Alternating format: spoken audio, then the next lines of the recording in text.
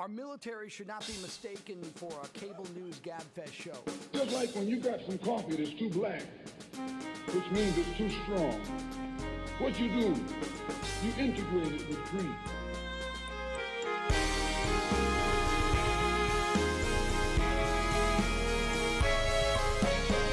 We've seen war. We don't want war.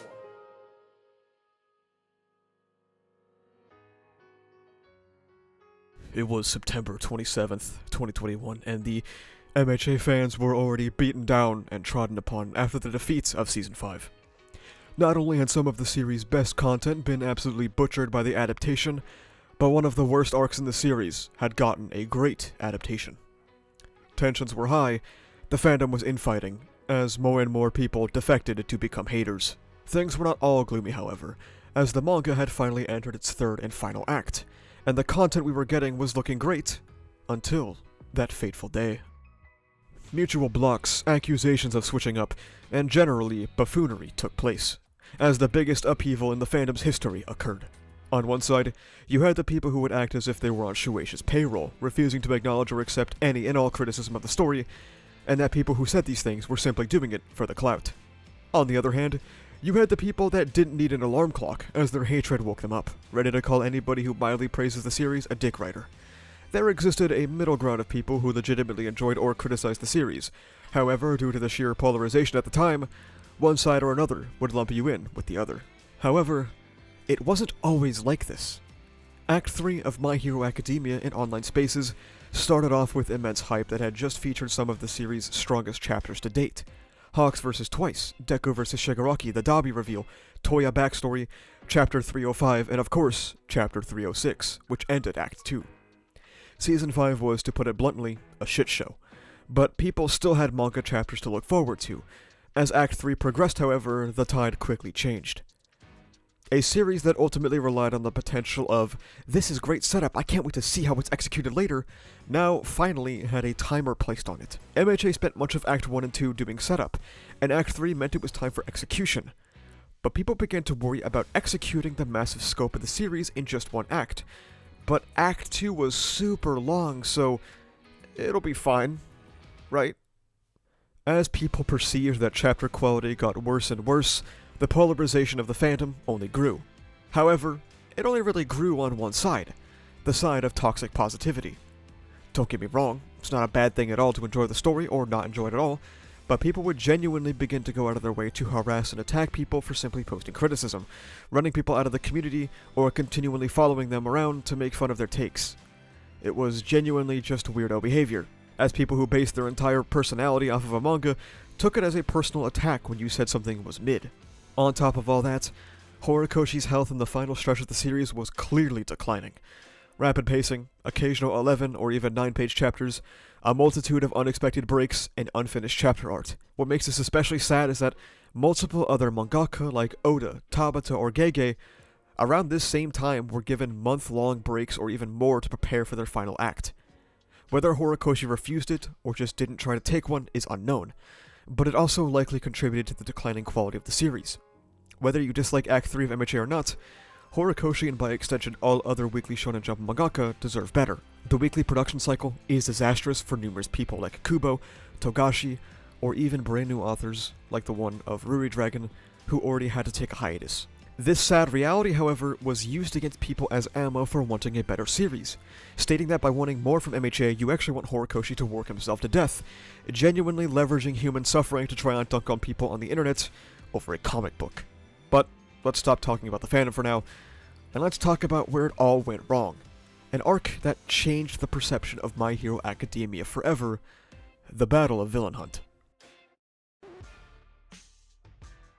You're somebody who was very notable for the backlash to their thoughts on Villain Hunt as an arc.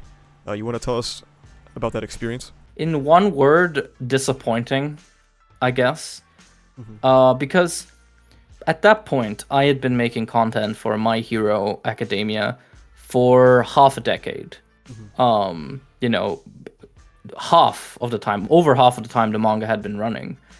And I had situations where people disliked my content or a particular take, but it had never been that overwhelmingly unanimous. Obviously, the community was split. You know what I mean? Villain Hunt had a lot of raw text with it. It had a lot of, again, good ideas. Some felt it was good execution. Others felt it came up short. I can see both sides. I think, again, good ideas, execution need to be longer and need to be more thorough.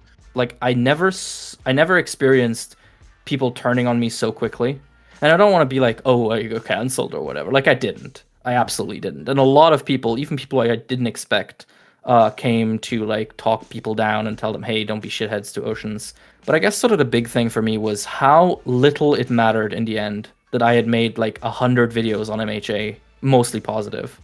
That in that moment it was just like, oh, he talked some shit about Gentle and he talked some shit about Villain Hunt. Teacher, kill him. But what was going on in My Hero fandom at the time was exceptionally disheartening. MHA Twitter, you know, especially with season 5, it all really began with the arc switch, the spiral that led to the downfall of the MHA community and the separation of people arguing constantly. You were either A, a hater if you didn't like something, or B, you were a hoary writer, you know what I mean? But at the end of the day, it should have never been that for anybody who was on those sides. It should have always been, you know, a difference in perspective. But unfortunately, you know, again, the season 5, I mean, it drove us down a very bad spiral for the community. And, you know, nothing was pretty much ever the same after that to this day. This is My Hero Academia's worst arc so far. When the arc started, the community was united. Everyone was excited for Midoriya to finally get his long-awaited arc solely about him, his struggles, and his new ideology. This was the time we got to see the fallout of the massive war that had just taken place, to see how it affects our cast.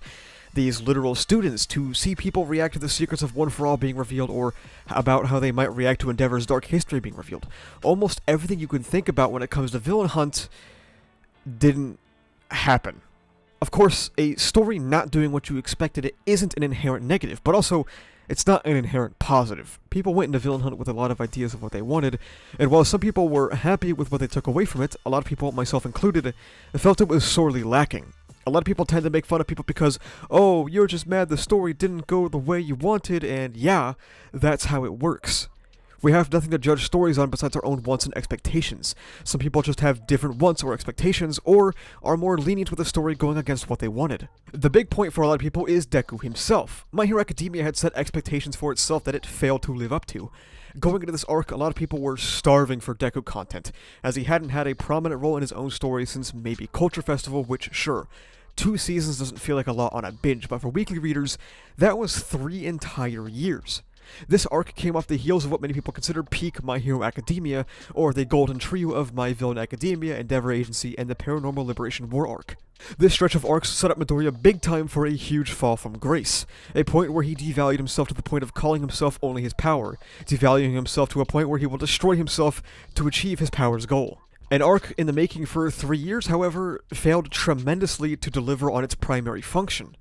Chapter 305 was an example of how incredible it is to hear Deku's thoughts on his own problems, grappling with the ideas of saving a villain or killing him, but My Hero Academia opts to more or less not deliver on the very premise this arc was founded upon, which is exploring Midoriya. You would hope that after 300 chapters, you would expect an entire arc surrounding Deku and his self-sacrificial nature would cover how we end up this way, or delve deeper into Midoriya's psyche to further unravel his self-destructive state, but it completely fails in providing Deku's point of view, and really only let him be at his lowest point for like 5 seconds before the kids have to be shoehorned back in. People who had problems with this were labeled POV merchants by the positive side of the fandom, and yes, I would like it if the series delivered on its main character, my bad. This kind of summarizes the arc in a sense. It promises so much but delivers on all of that in a depressingly limited fashion.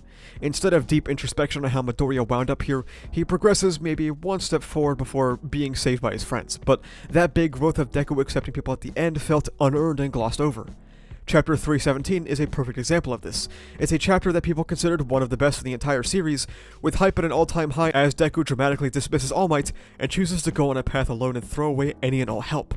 He is shown struggling, fighting a bunch of villains for like 1 plank second before the kids are there to save him, and then Deku says sorry to All Might, but also, everything that happened was because you weren't there.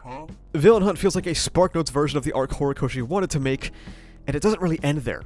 This can be felt primarily through the pacing of the arc. If you don't know what I mean by pacing, I mean the speed at which a story is told. Pacing is determined by the length of events, how fast the action moves, how quickly the reader is provided with info, and so on and so forth. And after the war arc, and even near the end of it, it's as if you were in a car with Horikoshi and he dropped a cinder block on the gas pedal, and he doesn't let go for like 2 years. Oh man, I wonder how Midoriya's arms go. Oh, there it is. Oh jeez. I can't wait to see how Midoriya wins over the second and third users of One for All. And it's over. Alright, well, I guess he didn't have to convince them at all. Holy crap, they're going to the evil villain lair. Oh, we're outside now, and everything happened off screen. Wow, Midoriya's at his lowest moment and just abandoned All Might? Oh, I blinked, and the class is here to save him, and everything's better now. Never mind. The absolutely insane pacing of the series in this arc can also be felt through Midoriya's quirks. Deku spent 4 seasons getting a grasp on 20% of his power, and of course, we couldn't necessarily continue with that snail's pace, but at the end of Season 5, Midoriya goes from 20% in Black Whip to how he is at the end of Season 6, which is Foe 100% with Black Whip, Danger Sense, Float, Smokescreen, and Fajin. Fajin is a quirk I genuinely dislike for its narrative implications. It only exists as a way to artificially inflate Midoriya's power level, and acts as a band-aid for Horikoshi rushing the series to its conclusion. The pacing of the series even affects what could have been one of My Hero Academia's biggest reveals, the truth of One for All being made semi-public. All Might and just All Might, tried to keep this quirk a secret for pretty much his entire existence, and it sort of sets up an expectation of something happening when it goes public, especially as people who get more and more inquisitive towards the nature of Midoriya's power, namely Shoto. We don't even get any widespread interest in the quirk, as it is clear some pro heroes outside of the main ones know what the quirk is, and we're leaking information to the press about Midoriya. You know who I was really interested in seeing react to One for All? Endeavor. The guy who spent his entire life chasing the fleeting back of that power, one that he would never be able to catch up to because it would permanently outscale him. We'll get more into Endeavor later in this section, but wow, this one just fell super flat. I understand the point was that Midoriya is more than his power, and I agree with this conclusion, but I don't think having the class or anybody around him acknowledge the power is contradictory to this idea, and is very much in line with how MHA would treat its cast in the past, as living, breathing people with their own thoughts, insecurities, and beliefs on things. This is something that contributes to my dislike of the Villain Hunt arc. The characters just don't feel like anything. And if you agree they don't feel like anything since Villain Hunt, get ready to slap a new merchant title on yourself. Hello, Trauma Merchants. If you want your characters to react to the events around them, then the positive side of the fandom straight up hates you. The class not really reacting to One for All is lame, but what is even more lame is them not having any complex feeling or thoughts on, I don't know, the giant war that just took place. Tokoyami found out his idol and mentor killed a man, doesn't really seem to care. Nor does Midoriya, who is now grasping with the idea of killing a villain. None of the Class A students care that they stumbled upon the corpse of their teacher, including Momo, who she had the biggest relationship with, and the same kid who also lost her other teacher, Majestic, on the same fucking day. Do you remember back in the first part of the retrospective, where I talked about how we should keep in mind the class feeling like living, breathing characters in Kamino? This was why I told you all to remember it. This is the decline of the cast that will be felt throughout the entire act. There are more characters to complain about, so of course we have to mention the character consequences. The war left us in quite an unsure state, with a bunch of characters taking serious damage, and considering this is a story where we followed every step of the way as a 16-year-old broke his arms into almost unusability, myself and many others were interested to see the payoff of these incidents. However, those of you might be aware that it never really comes. Whether it be emotionally or physically, the arc that is supposed to serve as the aftermath of the war completely underdelivers. If we go over our cast of injuries here, let's see. Hawks gets his back completely scorched off, as mentioned by Dark Shadow, and instead of having anything meaningful come from that, Hawks just gets better. Of course, it's taking a bit longer for his wings to come back, but besides that, nothing really comes of it, and it will get worse later. Shigaraki's Giant Cave Wave that a lot of weekly readers assumed killed 13, nope, she's fine. In fact, nobody we actually know, minus Crust, someone we still don't know, because slapping a name on a nobody doesn't make us know them, actually died from that. And this is something I've talked about so much. Gran Torino gets hit so hard, blood sprays out of like every single hole in his body, and the ground underneath him explodes, but he's fine, I guess. Alright, let's see, Midoriya goes 100%, and the story dangles the scene of him being told to never do it again in front of us like he's in front of a baby, just to go, just kidding, his strength has improved so his arms aren't destroyed. The explanation for this isn't even my problem with it, because Midoriya being rewarded for growing stronger and being able to handle 100% more consistently makes complete in-universe sense. However, Just because something makes in-universe sense doesn't mean you have to like the narrative intentionally playing with your expectations to set up a more tense situation that it wouldn't deliver on, effectively reducing the quality of the fight in hindsight and taking away yet another interesting consequence in an Aftermath arc, completely devoid of them, as well as randomly introducing a movie element that manga-exclusive readers just straight up will not understand from off-screen to further fix this issue. Let me think of some things that stuck. Twice is dead, that's for sure. I hope we get to see the villain cast react to that. Society is definitely now no longer functional, and Shigaraki is still bodyjacked by All For One. Now, this plot point was met with some apprehension. It doesn't get that much focus in the Villain Hunt arc, but All For One himself does, and some thought this was a little retconny. A lot of people, myself included, all the way back during Act 1 of the Retrospective, discussed the theme of passing the torch. All Might pass it to Midoriya to be the next symbol of peace, Endeavor passed it down to Shoto to live out his dreams, and All For One passed the torch down to Shigaraki to be the next symbol of fear, except never mind. Sorry, let me just pull this out to make sure people pay attention. All of that stuff about not taking quirks because they weren't suitable for Tomura, or internal monologue about handing it all to him, just suddenly kind of goes away, and we're left to believe that this was the plan all along. Don't get me wrong, authors don't usually plan every single detail of their story down to the finest point, and that's good. Hawks, for example, wasn't outlined at all, and he is, or was, great. The difference here is that it feels contradictory to everything we knew about All For One, and that alongside Endeavor overtaking Shoto kind of makes the message of passing the torch feel hollow as time goes. Shigaraki got bodyjacked in chapter 295, and by the time Villain Hunt wraps up, that marks a year since Shigaraki has been himself, losing effectively one of the most interesting characters to someone who doesn't have the same weight, presence, or interest. He even goes against more of his own characterization when met with Overhaul in Tartarus, the guy who talked about not being able to help himself when he comes across a good quirk, doesn't take one of the best quirks in the universe, something that would allow him to circumvent this bodyjacking situation and instead repair himself to his prime, and ensure victory against literally anybody as it's a more versatile decay. The common response is that, oh, he didn't know who he was, and yeah, he did, and the other response is, oh, he doesn't know his quirk, and Shigaraki does, so he should. It's just a ridiculous out-of-character situation that destroys All For One, and unfortunately, he and Midoriya are not the only ones that suffer this arc. Alright, I think everyone understood my AFO point now, we can turn this off. Considering that the Todoroki family plotline had one of the biggest shakeups ever, the following Aftermath arc presented a great opportunity for Endeavor as a character. He had just faced the darkness of his past through Toya, somebody who he failed horribly, coming back to remind him that while he can work towards a new beginning, the past will always remain. He then faces his family in the hospital after the war, and they vow to stop Toya together, as hordes of people outside of the hospital attack Endeavor for the existence of Toya. The problem is that nothing really ever happens again. Endeavor just feels massively underutilized despite Dabi's dance being such a game-changing moment, and it almost feels contradictory for me to want more considering how much of the spotlight he had for Act 2. We spent all this time with him learning about his atonement just for him to suddenly fall off the face of the earth and become the guy who says, "Just watch me," and proceeds to stand there as the stand-in for Toya kills himself, and he doesn't do anything to stop it despite having his own personal trauma over this kind of situation. To make matters worse, Endeavor being a wife and child-beating piece of shit just sort of stops mattering to anybody around him. A massive bombshell dropped about the number one in the nation, and only the civilians seem to care.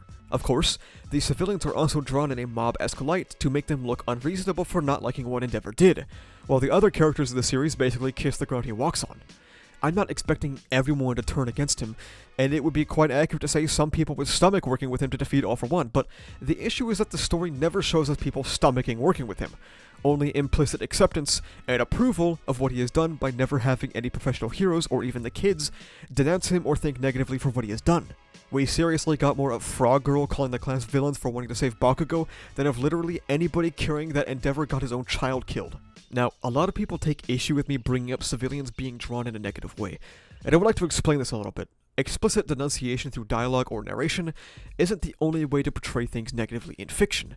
These things can be achieved through lighting of scenes, or like the Endeavor scenes in the Toya backstory. This can be achieved through general direction, like a lot of early Bakugo stuff. This can be achieved through narrative means, where characters that deserve to be punished for their behavior continually take L's, like Tanya in the Tanya the Evil's anime adaptation. Or, last but not least, how you draw people in a manga. I think it's fair to say that the way Endeavor was drawn here, and the way the civilians were drawn later when criticizing him, is a little too close. Endeavor isn't the only one who suffers from this sort of implicit acceptance of his actions, but unfortunately, Hawks did not survive the Battle of Villain Hunt. You remember this really big and emotional moment where Hawks, killed someone? One of the very, very few on-screen deaths of My Hero Academia, and the only death of a character that has mattered? What if we just, like, almost never talk about it again until maybe the very end of the story? Let's go ahead and reconstruct Hawks vs. Twice. A government agent manipulates a man before backing him into a situation where he is forced to react violently, and then he extrajudicially murders him. Of course, Twice was a very powerful weapon, but that doesn't mean there weren't other solutions. That is a part of what makes Hawks vs. Twice a great fight, the moral complexity and thought that went into such an encounter. What makes it age poorly, just like a lot of things in this arc, is the lack of any meaningful interaction about it afterwards. Hawks killed somebody, and outside of some mild grilling from a press conference, it seemingly never comes up again. Not from Tokoyami, who was like, oh shit, you killed a guy. Not from Midoriya, who could be like, hey, how did you kill a dude? Instead, Hawks kind of becomes a nothing character for this final act, serving as a device to regurgitate the themes of MHA super explicitly, and to have a collar pulled along by Endeavor and the Todoroki family. Now, I'm not even someone who dislikes that he sided with Endeavor after his abusive upbringing. I think that's a cool character decision, but he doesn't really serve much purpose after that. Oh, he's optimistic, I guess. You know, he killed a guy 2 months ago. This is a great opportunity to really reach out to the community and to show them what an exceptional career being a member of the Los Angeles Police Department can be. Bakugo's apology is one of those scenes that a lot of people were looking forward to for a long time, as his progression and obvious regret for his treatment towards Midoriya had been brewing for a large period of time, and it was brought up in the War Arc when All Might was telling Bakugo to not fret. He will get the chance to talk to Midoriya soon. If only we knew back then that Horikoshi's idea of letting Bakugo and Midoriya talk was to let Bakugo talk at Midoriya and let him give no response, like, ever. The idea that Midoriya was heavily impacted by his treatment by Bakugo and the people around him due to being quirkless was something a lot of people in the fandom believed in until this very moment. Suddenly, we were just supposed to believe that Midoriya was born self-sacrificial and heroic despite My Villain Academia's message of nature versus nurture being such a potent one. It doesn't help that so much of Deku and Bakugo's relationship, stretching even as far back as Act 1, has been so completely one-sided and focused entirely on Bakugo's thoughts, feelings, and growth. So this moment was even more important for readers, expecting Deku to finally get some sort of introspection and or reflection on Bakugo's treatment of him that amounts to more than, I hate you but you're goated. Finally reaching this climactic moment and not letting Deku talk or think at all is in and of itself representative of the core problem with their relationship and dynamic as a whole. Basically, Bakugo gets to dump all of this information on the kid he abused for years, and he doesn't get to respond in the slightest, not even in the stupid fucking bath chapter, and Midoriya's character gets dumbed down even more, not being able to formulate a single thought when it was most important, and seemingly being entirely unaffected by the years of marginalization and bullying, only for the Grim Reaper that is known as Chapter 327, or Season 6, Episode 25, to show its ugly face and knock him down a few more pegs. This chapter is representative of nearly every single thing wrong with the Villain Hunt arc, making light of the actual trauma Midoriya had by tossing him in a bath to fix everything. We go from All Might borderline suicidal, expressing reckless behavior towards Stain to whatever the hell this is. This chapter completely ignores the apology Bakugo just gave, it ignores the trauma these kids underwent, it ignores Ochako's speech by making her just fall asleep, and it ignores one of Villain Hunt's most emotionally impactful moments of Midoriya leaving All Might behind by resolving it with a gag and making All Might apologize to Midoriya, and having Midoriya blame All Might not being there for his state, and then having the kids demand an apology from All Might too. This chapter just is a massive kick in the balls, and demonstrates a lot of problems with this arc. Villain Hunt, more often than not, prioritizes ideas over execution. The idea of Midoriya being at his emotional low is cool. Shame if we executed it poorly. The idea of Bakugo finally getting to do his apology is great. Shame if we executed it poorly. The idea of leading a gaunt is cool. Shame if it wasn't executed as well as it could have been. The idea of Midoriya teaming up with the top heroes is cool. It would be a shame if it was practically not executed at all. Midoriya and All Might separating at the apex of the arc is an incredible idea for both of them. Shame if it didn't matter at all. Jesus Christ, man. This has been 8 entire pages of a Google Doc script of me saying this arc sucks, but I want to make it clear that I don't actually dislike everything about it. I have it as a high 4 to 10, maybe. Because it has elements that I do enjoy, and I think it would be unfair to only talk about the things I dislike about it in a video talking about the arcs as a whole. For one, this arc has an incredible aesthetic, and in my opinion, might be Horikoshi's best work in terms of art. Every single page is incredibly eye-catching, and some of these Dark Deku panels must have taken every drop of ink from his pen. Incredibly in-depth backgrounds and character art make the harshness of the arc really shine. This and My Villain Academia are his absolute best artistic works. I also think that the societal collapse is portrayed pretty well, more or less. Gigantomachia's rampage was an incredibly well-executed nightmare. The city landscape being turned to pure rubble, and the mass distrust that grows post-war paints a very bleak image of something that, at least on the surface, was functioning quite well not long ago. Despite my criticism of Deku vs. 1A, I can't tell you that it isn't a sweet moment. Ida's arc coming full circle and him weaponizing Midoriya's own words against him, that it's a hero's job to extend a hand even when it isn't wanted, that hits, it's good. Another mixed bag for me is Nagant. While I dislike how quickly she came and went, serving further to nullify the series' stakes by not getting to die when she fucking explodes, I enjoy when the series takes the time to delve into the darker aspects of hero society, like the state explicitly profiting off of crime and killing people who might threaten that status quo. Nagant is also just an enjoyable character. Her design is cool, her quirk is raw as hell, and it's a damn shame that she was only created to be fridged for Deku to say that not everything is black and white. What makes her status even worse is that Horikoshi originally wanted an entire volume of backstory for her, another unfortunate symbol of My Hero Academia's speeding to the end. Another great thing about Villain Hunt was Ochako's speech, bringing MHA's message that nobody can go it alone to the forefront, and the idea that these superheroes or celebrities are not untouchable gods, but they are just people. This is something it has been subtly showing off for people like All Might since the beginning, and what makes it hit even harder is that it's a satisfying and climactic moment for her overarching who protects the heroes when they need protecting plotline, signifying a massive step for Ochako. It's a shame she fell asleep though. There's always something, huh? Speaking of All Might, he was great in this arc. After losing his power and watching his ideology crumble to dust, he was put into a situation in Act 2 where he had to find his own value, a new way to continue as Toshinori Yagi. Aizawa tells him he just needs to be him, and Stain in Villain Hunt reinforces that idea, telling him that all he has to do is be himself because it wasn't his strength or his quirk that made All Might the symbol of peace, it was the kind of person he was, and seeing the last person All Might saved to go out there and clean up his statue really struck a chord within him. It's also really cool to have Toshinori finally look at a reflection of his past self through Midoriya, experiencing how the people around him felt about All Might's reckless attitude. Shame about that apology scene, yeah. Not great. The Villain Hunt arc has two sides of its reception. First, there is the general reception, that is how the general fandom of My Hero Academia perceived the arc, and the main way we can quantify that is through sales. And let's just say that Villain Hunt was the best-selling arc ever for My Hero Academia. Of course, whether you dislike or like a piece of art, sales or reviews are not an objective metric of quality for art, but we can definitely say that a lot of people enjoyed this. With great enjoyment sometimes also comes great dislike. The reception of this arc in online spaces is, by every definition of the word, mixed. Some people think this is My Hero Academia's greatest arc of all time, some people say that it's good with some flaws, and some people like me will say that this is the worst arc of the series so far. Villain Hunt, alongside Season 5, which was ongoing at the time, caused the biggest schism in the online fandom. If you dislike the season, people would say that you literally want the animators to kill themselves to satisfy you, and if you dislike the arc, then people would unironically cut ties with you, speaking from experience.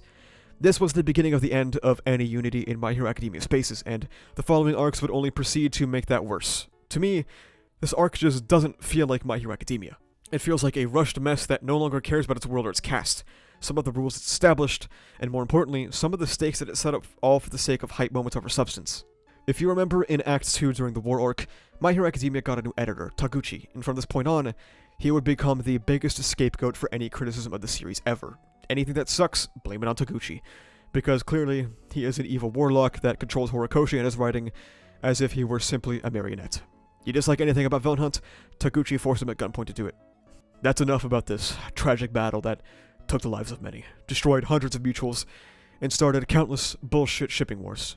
Let us dive into the next offensive.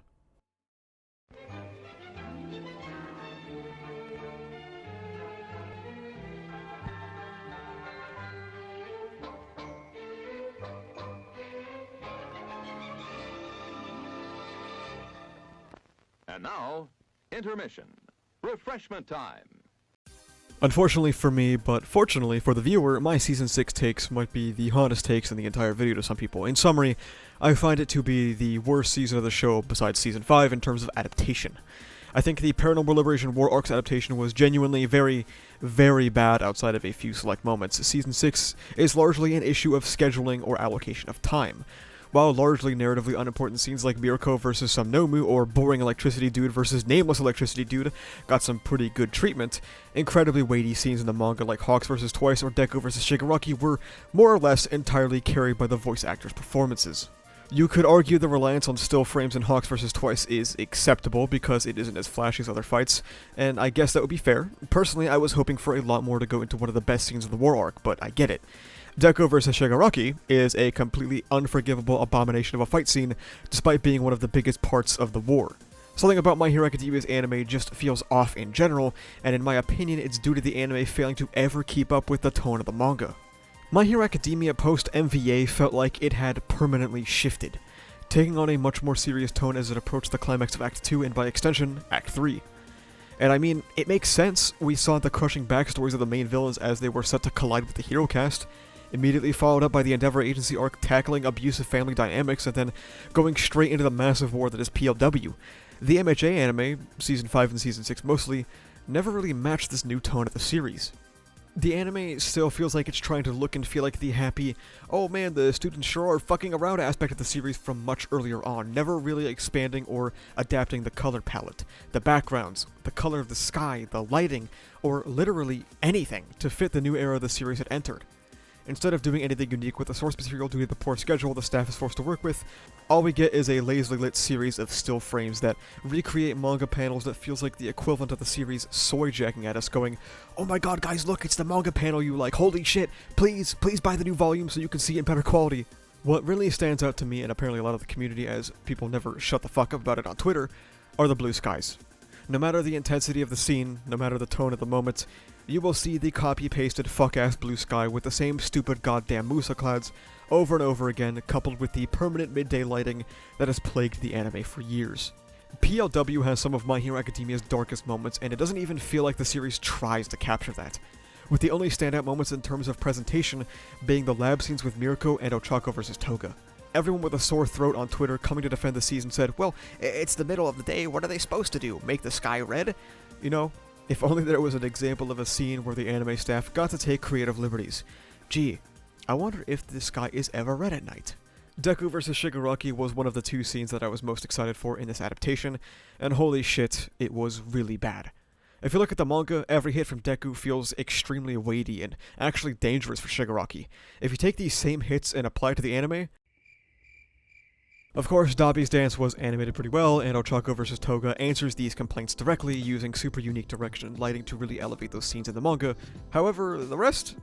A glorified PowerPoint presentation colored manga with little to no creativity involved. The second half of the season, Villain Hunt, is pretty solid for MHA standards, offering one of the series' most popular openings so far, and well-lit scenes at the cost of the entire war arc.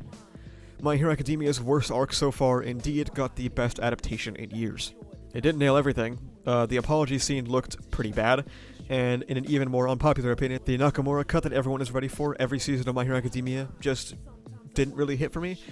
I'm absolutely not going to call this poorly animated because it's not, but I just don't think it was a very visually appealing scene in itself, lacking a bit of impact and being a repetition of World Heroes Mission's climax of multiple Dekus slowly spawning like a shadow clone jutsu. Season 6 was an absolute letdown, fumbling some of the final good moments the series has left and giving a pretty solid adaptation to one of the worst arcs of the series. Oh well, until Season 7. Stars and Stripes feels like a major turning point. Like a lot of things, sort of right at the start of Act 3. She feels like an element that is so powerful and so impactful, or should be so impactful, that the moment her existence is mentioned, the story starts getting shaky. I get people have investment in the story.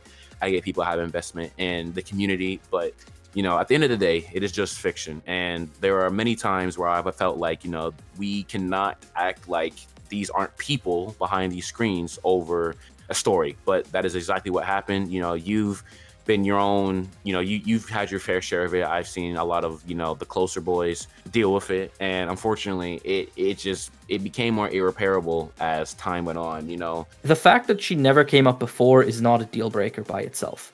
The fact that she comes and goes as quickly as she does with almost no shadow to her actions, no like long-lasting consequences beyond a few lines, I think that was extremely indicative of the style going forward, which is a shame because it also illustrated something that I think Hori is still phenomenal at, which is set pieces and imagery.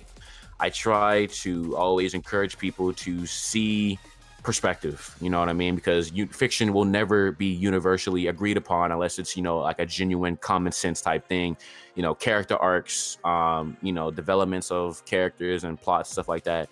there are a lot of people who will like something, and there are a lot of people who may see differently. But I feel like those two sides are what create the conversation as a community to be able to discuss the pros and cons of certain things, and that to me is constructive and productive.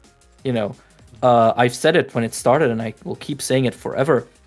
Shigaraki fighting Stars and Stripes on top of fighter jets at the edge of the stratosphere is some of the rawest shit I've ever seen in anything.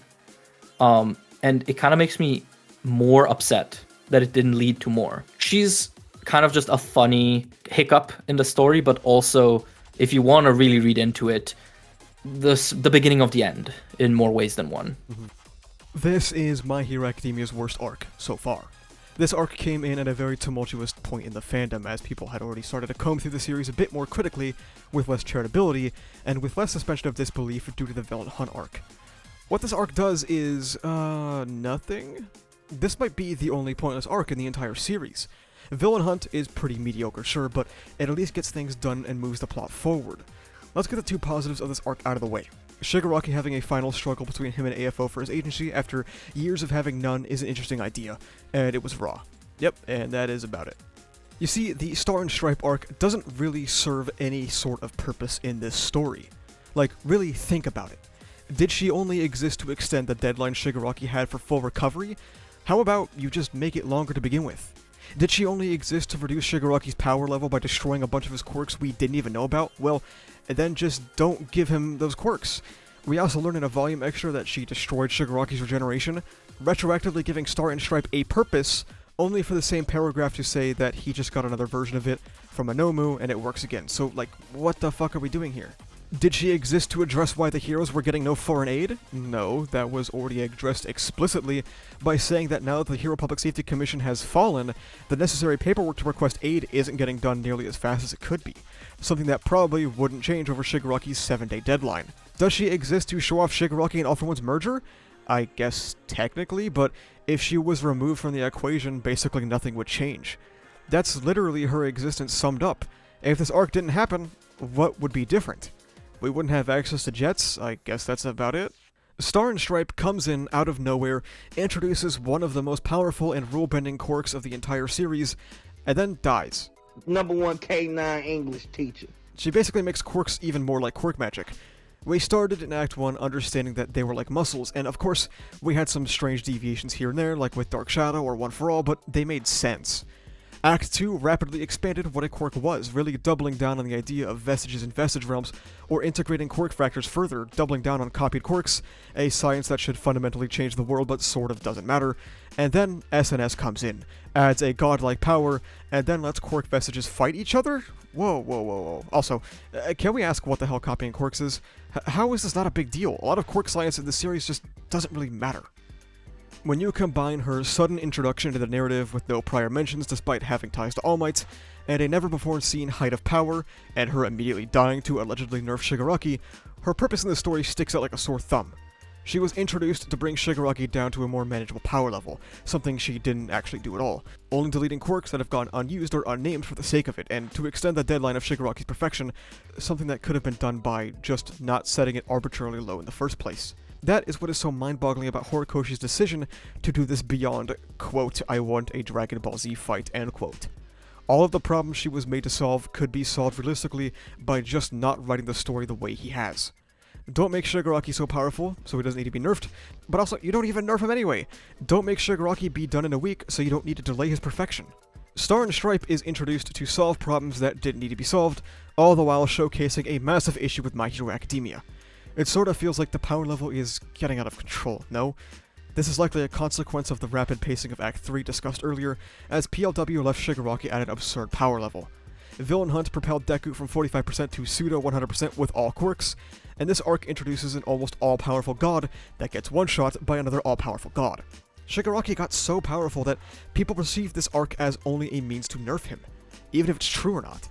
He is so strong that a foreign threat had to be introduced to hit him with multiple intercontinental ballistics missiles to not even kill him. This is the true definition of America, though. Coming into a nation you're not allowed to and just fucking shut up. Very true to form. Despite being all-powerful, Shigaraki does end up being the saving grace of this arc of sorts, because he's cool and I missed him, but also he kinda sucks. We have now gone 11 months of real-life time without Shigaraki, if you're reading weekly, or almost 40 chapters, which is a long time to be without your primary antagonist and a lot of people's favorite character. The Star and Stripe arc is when we are introduced to the mixture of All for One and Shigaraki to form what we will henceforth call Shigi for One. Shigi for One pretty much embodies none of the interesting aspects of Tomura Shigaraki and all of the uninteresting aspects of All for One. This resurgence of All for One has so far produced pretty much no results besides undermining the passing of the torch theme that was so strong in Kamino and Act 2 in general, and what makes it even stranger is that this really just happened. There was seemingly no implication whatsoever that All for One was planning on stealing Shigaraki. When you go back to Act 1, there was repeated imagery, narration, dialogue, and thematics of passing the torch, and the new, more nuanced generation accepting it and moving on past the old, standard, and basic generation. All for One was literally making decisions in the Kamino arc based on Shigaraki taking the All for One quirk and using it on his own. Hence, this wouldn't suit Tomura when talking about Best Jeanist. Now that we know that Horikoshi woke up one day and decided to fuck everything up, it makes us re-examine All for One as a character. If he wasn't planning entirely to groom Shigaraki and have him usurp his empire of evil and be the world's next symbol of fear, why did he not give himself regeneration? Of course, it wouldn't heal all the damage from All Might, but it would make him, invincible. If his plan wasn't to take the fall at Kamino for Shigaraki's growth, then what was the decision for this here? And also to not take Best Jeanist quirk? Was it really all just to cultivate Shigaraki's rage so he could take One for All?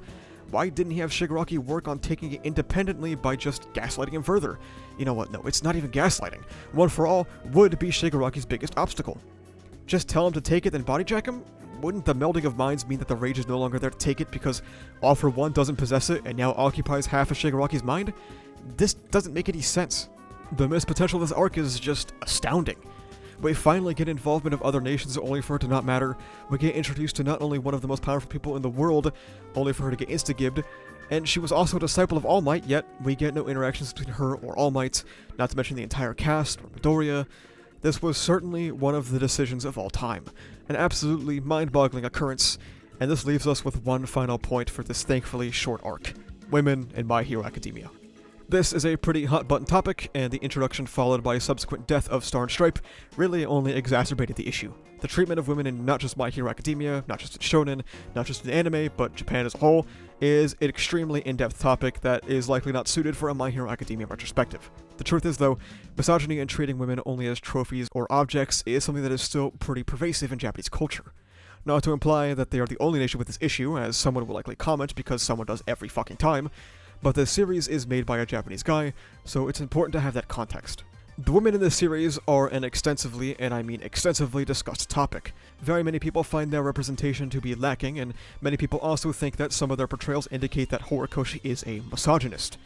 My grand take is that I wouldn't say Horikoshi is a misogynist, more so that My Hero Academia has misogynistic elements. This can be seen in some of the girls' hero costumes, how Ochako is like, oh geez, haha, I didn't think it'd be so skin tight, which is so gross, or Momo's absolutely abysmal costume. It can also be noted by Minetta's entire existence as a gag character, further normalizing the trend that it's totally okay to be a fucking creep and weirded women because it's funny. What I think some people misdiagnose, however, is that female characters in MHA getting absolutely bodied indicates some misogyny from Horikoshi. I would say, however, it's quite the opposite. Mirko getting destroyed or other female characters getting heavily involved in fights is a pretty key component for a battle shonen, which I think some people seem to miss. In my opinion, the most egregious example of the opposite being true is the girls in the Overhaul arc. Every single fucking male character got at least a raw moment or fight in the Overhaul arc, whereas every single girl was shoved to the surface, all of their moments getting off-screened, or acting purely as support roles, and leaving the girl of the big three to have a beauty pageant. Oh my god, that's so fucking bad. Is Star and Stripe misogynistic by virtue of showing up and instantly dying? Probably not. I think it's more indicative of just a broader character writing issue. I think it's cool when women get to be involved in the story, something a lot of female characters just sort of don't get to do. Ochako was more or less sidelined for a majority of Act 2, but what screen time she did get was good, and in hindsight, she isn't even the only character. The issues with screen time are not gender exclusive, and we'll get to that topic later in the final war arc probably. All in all, this arc is a waste of time, and not even a good one at that. And while this arc definitely did damage the cohesiveness of the community, the two things that would follow would make it even worse.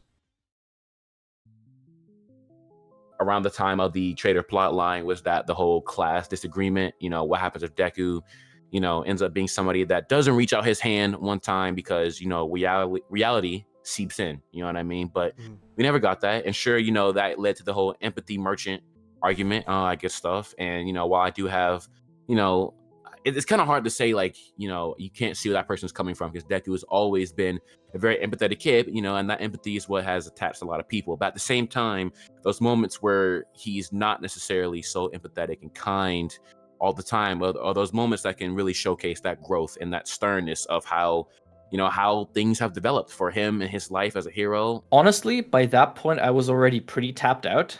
So I wasn't extremely aware of what was going on. Because I read the chapters, I thought it was dumb, and I moved on. It was only later that I realized how much noise there had been. And this is probably the most controversial thing I'll say here. But I think there is a significant number of fans who are not fans of My Hero and not fans of anything, really. They are fans of discourse. They are fans of talking about stuff. And it is the only explanation I can come up with for the fact that even the smallest, most inconsequential disagreements get turned into these massive events. And that's what they are. They're events. They're things to keep up with, like keeping up with the Bakudekus. People are not fans of the manga or of the anime. They're fans of the discourse it creates. The experience of reading a manga, of watching an anime, of watching a TV show has almost become secondary to the actual event, which is, oh, I can't believe what Twitter is going to be saying about this. And I think the Traitor was a great example of that. I mean, all of Act 3, and frankly, all of My Hero has been full of that. But Act 3 has felt especially contentious because, some people really love it and some people really don't. It's going to always be, for a lot of people, a missed opportunity and missed potential. You know what I mean? But, it's definitely valid. It is definitely valid. It's a fine arc. It's just an arc that comes up short in many aspects. And, those aspects are things that you just can't necessarily overlook no matter how much you like the series. So this is My Hero Academia's worst arc so far. It basically served to finalize the cataclysm of the MHA online fanbase. This was a long-awaited plotline that had years of misinformation spread about it, namely that Horikoshi forgot about the plotline. With hindsight, we now know that Horikoshi actually wanted to do this content far, far earlier, back during Act 1, in fact, but due to poor reader surveys during the Forest Training Camp arc, it got cut and moved half a decade later. Remember how I talked about how Villain Hunt and Star and Stripe felt like a fundamental shift in My Hero Academia's storytelling, going from a series that respected its cast and slow emotional build-up to really strong cathartic moments? This arc is like the pure antithesis of that older style. You remember how back in the Act 1 retrospective during the Kamino section in particular, I told you guys to keep the class reaction to Midoriya's decision to save Bakugo in mind? It's finally time for some real payoff to that. Because the class reaction in this arc is a two-pack of ass. Not only do we not get a single shred of development or progression from the class in Villain Hunt, we don't get any in an arc that literally puts the class and their dynamics center focus. We get absolutely nothing about how Tokoyami might feel, seeing as how Aoyama's actions directly led to him going sicko mode, potentially hurting his classmates. Absolutely no frustration from any classmates who were severely injured during the attack. Nothing from Tsuyu, who was one frame away from being literally turned to dust in the USJ arc. And the one person who has a reasonable reaction in the room is somehow fucking Bakugo, and he's portrayed as the bad guy for disliking the shit that Aoyama has put them through. And the person who was affected the most alongside Bakugo, Midoriya, barely even cares. Nothing to say about him causing Midoriya to destroy his arms, nothing to say about him being quirkless. Midoriya becomes an empathy machine with little to no nuance. Before this take gets misrepresented as it always does, I'm not saying Midoriya shouldn't forgive Aoyama and work to save him. That is absolutely in character for him to do. However, you make your characters far less interesting when you remove all of their negative emotions from the situation. Instead of being able to build upon the student cast here, My Hero Academia opts to flanderize all of them and have them say, "That is all in the past," sweeping away any actually difficult conversations on forgiveness or atonement in favor of moving the plot forward and making Deku look like a good boy. This arc also served as the final nail in the coffin for any interest in Deku as a character. Horikoshi was lined up for a perfect swing in Villain Hunt, only to fumble that, and now the rest of what remained about Deku has been rapidly drained out of him like a preserved corpse. This, coupled with Villain Hunt, just makes it feel like that Deku's extremely counterculture ideology of saving the villains is just weak, man. At no point has he ever been challenged about it, and the closest we got was when the Vestiges disagreed with him wanting to save Shigaraki until they got over it before the lunch bell rang. Without having the Vestiges ideologically fight him over it, and without the class showing any potential disagreements over it, Deku himself never gets the chance to come up with a plan or idea that he said he didn't have in PLW, and we will feel the effects of that in the next arc. Also, this might sound strangely contradictory, but isn't it weird how hard they came down on Aoyama compared to others? Don't get me wrong, I don't think there was even enough for Aoyama. However, the child whose parents screwed him over was locked up like a dog, while the wife-beating, child-abusing Endeavor had everyone go, I mean, he's cool though. And Hawks, the manipulative murderer, had everyone go, but he's optimistic though. It wasn't until Midoriya had his character removed and told Aoyama that he could be a hero that they took him out of the doghouse. It would be unfair to say that the Traitor Arc has zero good moments, because I liked stuff like Aizawa talking to Aoyama about his actions, but they were all sullied by a lack of consistency. For every solid character interaction, you had 3 things that made me want to claw my eyes out. The Deku and Ochako conversation is the best thing in this arc, and it's literally a handful of pages of them discussing their motivations to save their respective villains. This conversation was really good. However, it came at the cost of a satisfying reunion between Deku and Ochako, especially after she did that whole speech, hurting the moments a little bit because it should have just happened earlier. Switching away from the heroes for a bit, how about our other cast, the villains? Surely, Shigaraki is his own character again. Oh, I see. Well, maybe the intrigue of Toga disappearing post-war will become relevant. Oh, she is just back. That's it? Okay, well, maybe we can get some reflection from our cast about the death of their good friend twice. Oh, no one cares, except for Toga. Okay, how about the imprisoning of their good pal Compress? Oh, no one really cares about this one. Okay. The state of the League of Villains is an absolute far cry from their position in Act 2. We went from a found family that actually cares for, interacts with, and protects one another, to AFO sitting on a rock while Shigaraki spasms on the ground and Dabi talks about his dad. Dabi and Toga do have a very good moment during this arc, but it is overshadowed by what once was. Gone are the days of this cast acting like comrades, much like 1A. Their interpersonal relationships have been stripped apart so that Horikoshi can get to the final arc as fast as possible and do all the things that he wanted to do. That rapid pacing comes at the cost of so much in MHA's third act. Any meaningful dialogue from the class, any meaningful interactions with Midoriya, any meaningful discussion on quirkless people from the 2 quirkless people here, because instead the series gives that to Bakugo, extremely insignificant content for the villains, and to top it all off, the dumbest red herring cliffhanger I have ever seen that really showed the desperation of the weekly release schedule.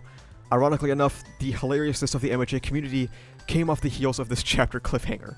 A lot of people said that actually, this reveal that Hagakure is the traitor is a huge subversion of expectations, and you should really give Hori credit for such masterful foreshadowing.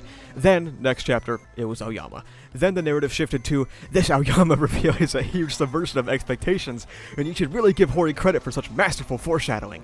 Basically, at this point in time in the fandom's lifespan, anything Hori put out was gold in front of them, which is fine, you can enjoy whatever you want, but people got real obnoxious with it. I think the last thing that needs to be said about the Traitor Arc is just the really bad foundation of the final battle. After the Paranormal Liberation War arc, which had over 100 chapters of setup called the entirety of Act 2, the final war arc is set up by a whopping 30 chapters of content. It's something that is kind of crazy to think about. Act 1, before its big climax, had 84 chapters of suspense building, character work, world building, and stake developing. Act 2 had 160 before the war started, which gives you a hell of a lot of time to set up conflicts, character arcs, particular things that sort of lead viewers to wanting to see, and the length between MHA's first war ending and its second war beginning is 48 chapters. Almost half of the content the Kamino arc had in terms of build-up.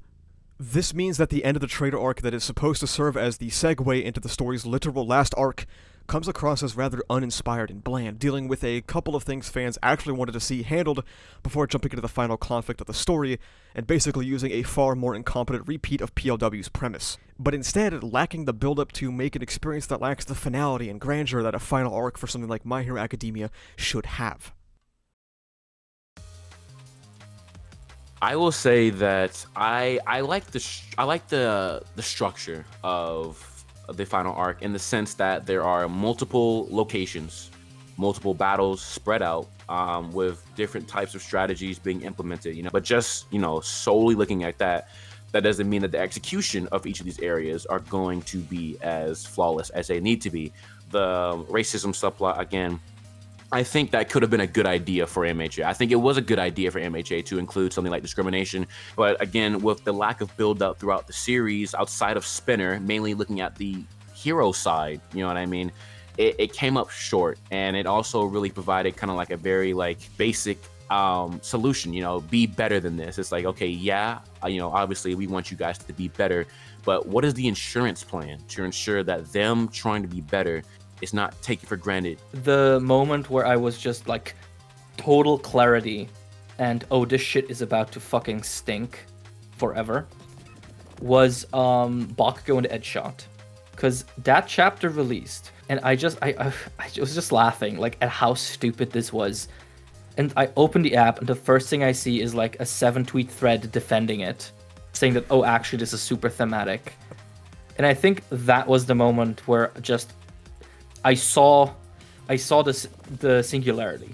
I saw that there's nothing this manga can do to create a response in some people that I would consider adequate. And so at that point I thought, well, what's the point of arguing with people? What's the point of arguing on the channel with people and making argumentative content? Because an author can create one of the most laughably idiotic plot threads that I've frankly ever seen in anything. And people will make threads defending it. They will create massive essays about how it's actually the greatest thing anyone's ever written. And it's like, well, that's that, I guess.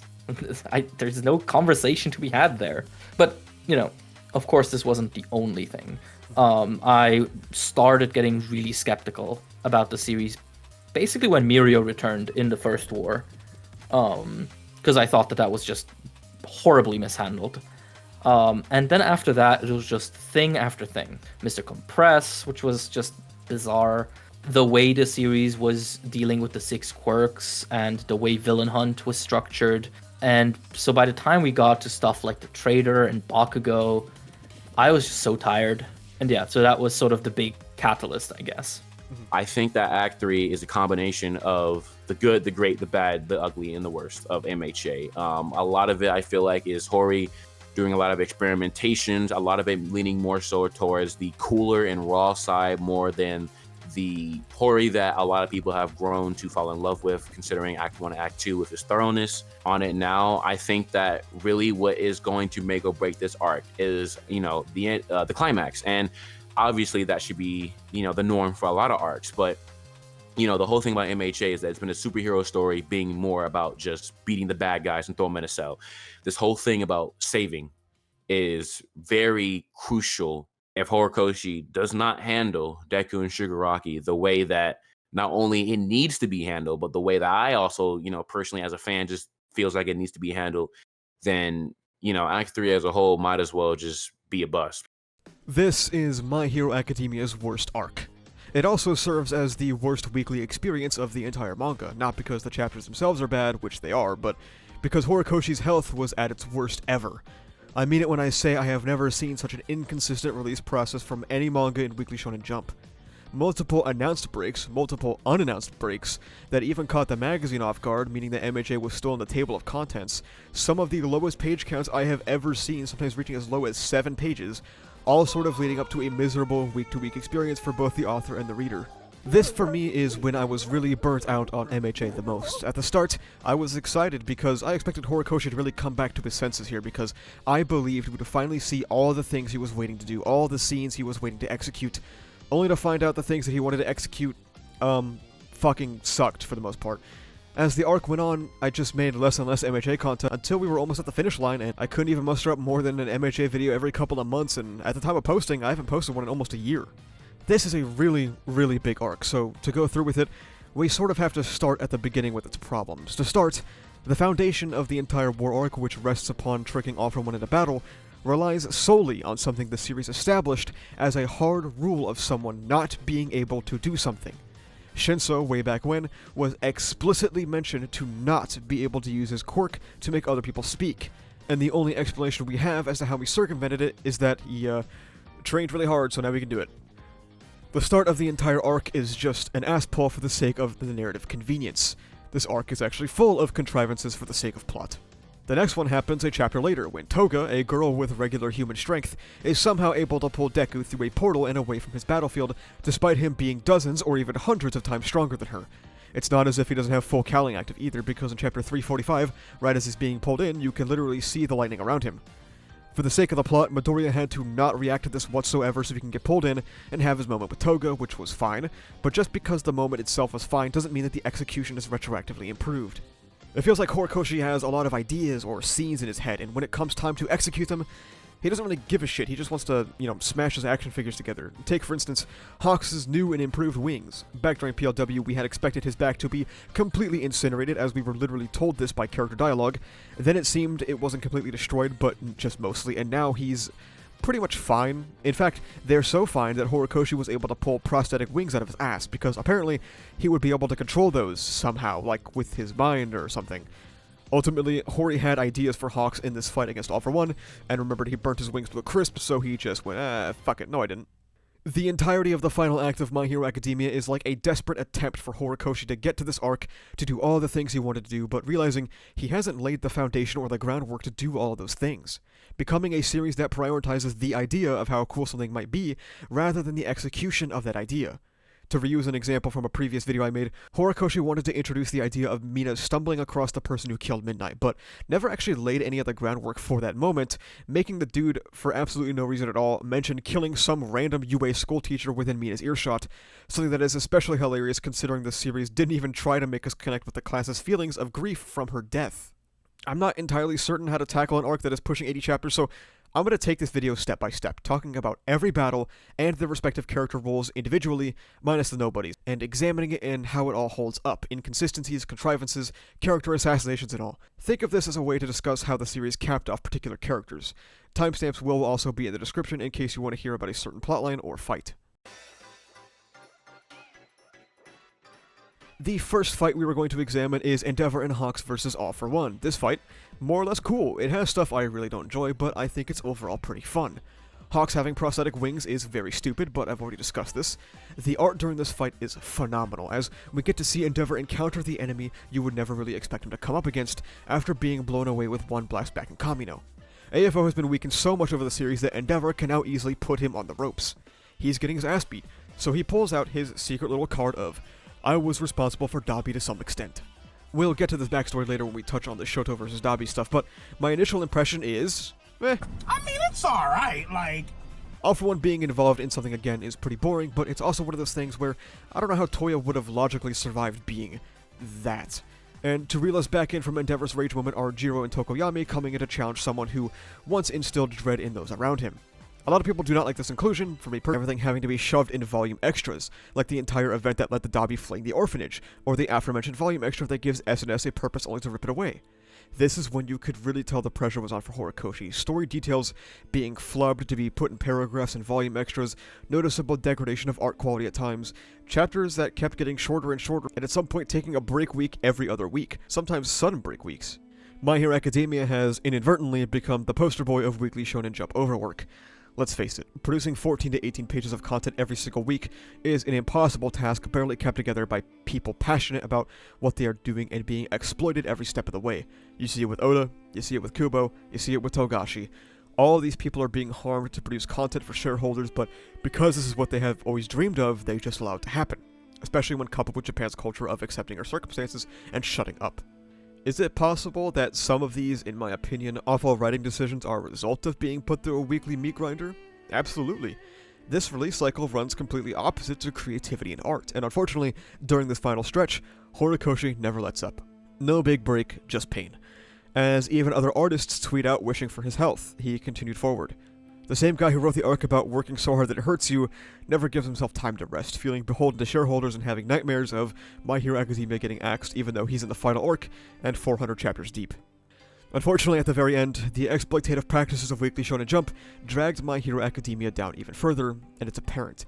Maybe not primarily in this fight, but a lot of chapters start feeling put out for the sake of getting a chapter out. If Jujutsu Kaisen was on break, MHA had to be coming out. It was clear that Weekly Shonen Jump didn't want both of them out of the magazine at the same time, and they often took turns taking breaks every other week.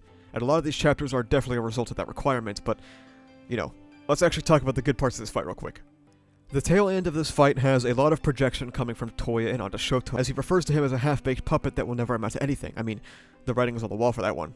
It leads to a really good character moment for Shoto, as he hears this beratement from Toya. He's able to do something that has been a long time coming. He flows both fire and ice on both sides, in a sense, by creating cold fire that flows through his veins. Comments and a mentality like that are not things that will get to Shoto anymore. Stealing his resolve, and combining the two sides of himself he struggled with for so long to say it on his own. This is his power. He finally puts a stop to Toya's rampage as the visual imagery of a child Toya reaching out in tears tries to cling to Shoto, and he unleashes a massive Great Glacial Aegir. Aegir refers to the sea, and also is referenced in a really old Icelandic poem from the 10th century in which the poet talks about the death of his son, who had died during a storm in the sea.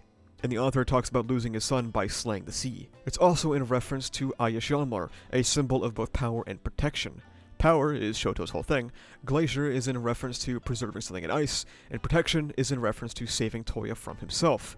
And just like that, Toya Todoroki was defeated. Oh. Uh-oh.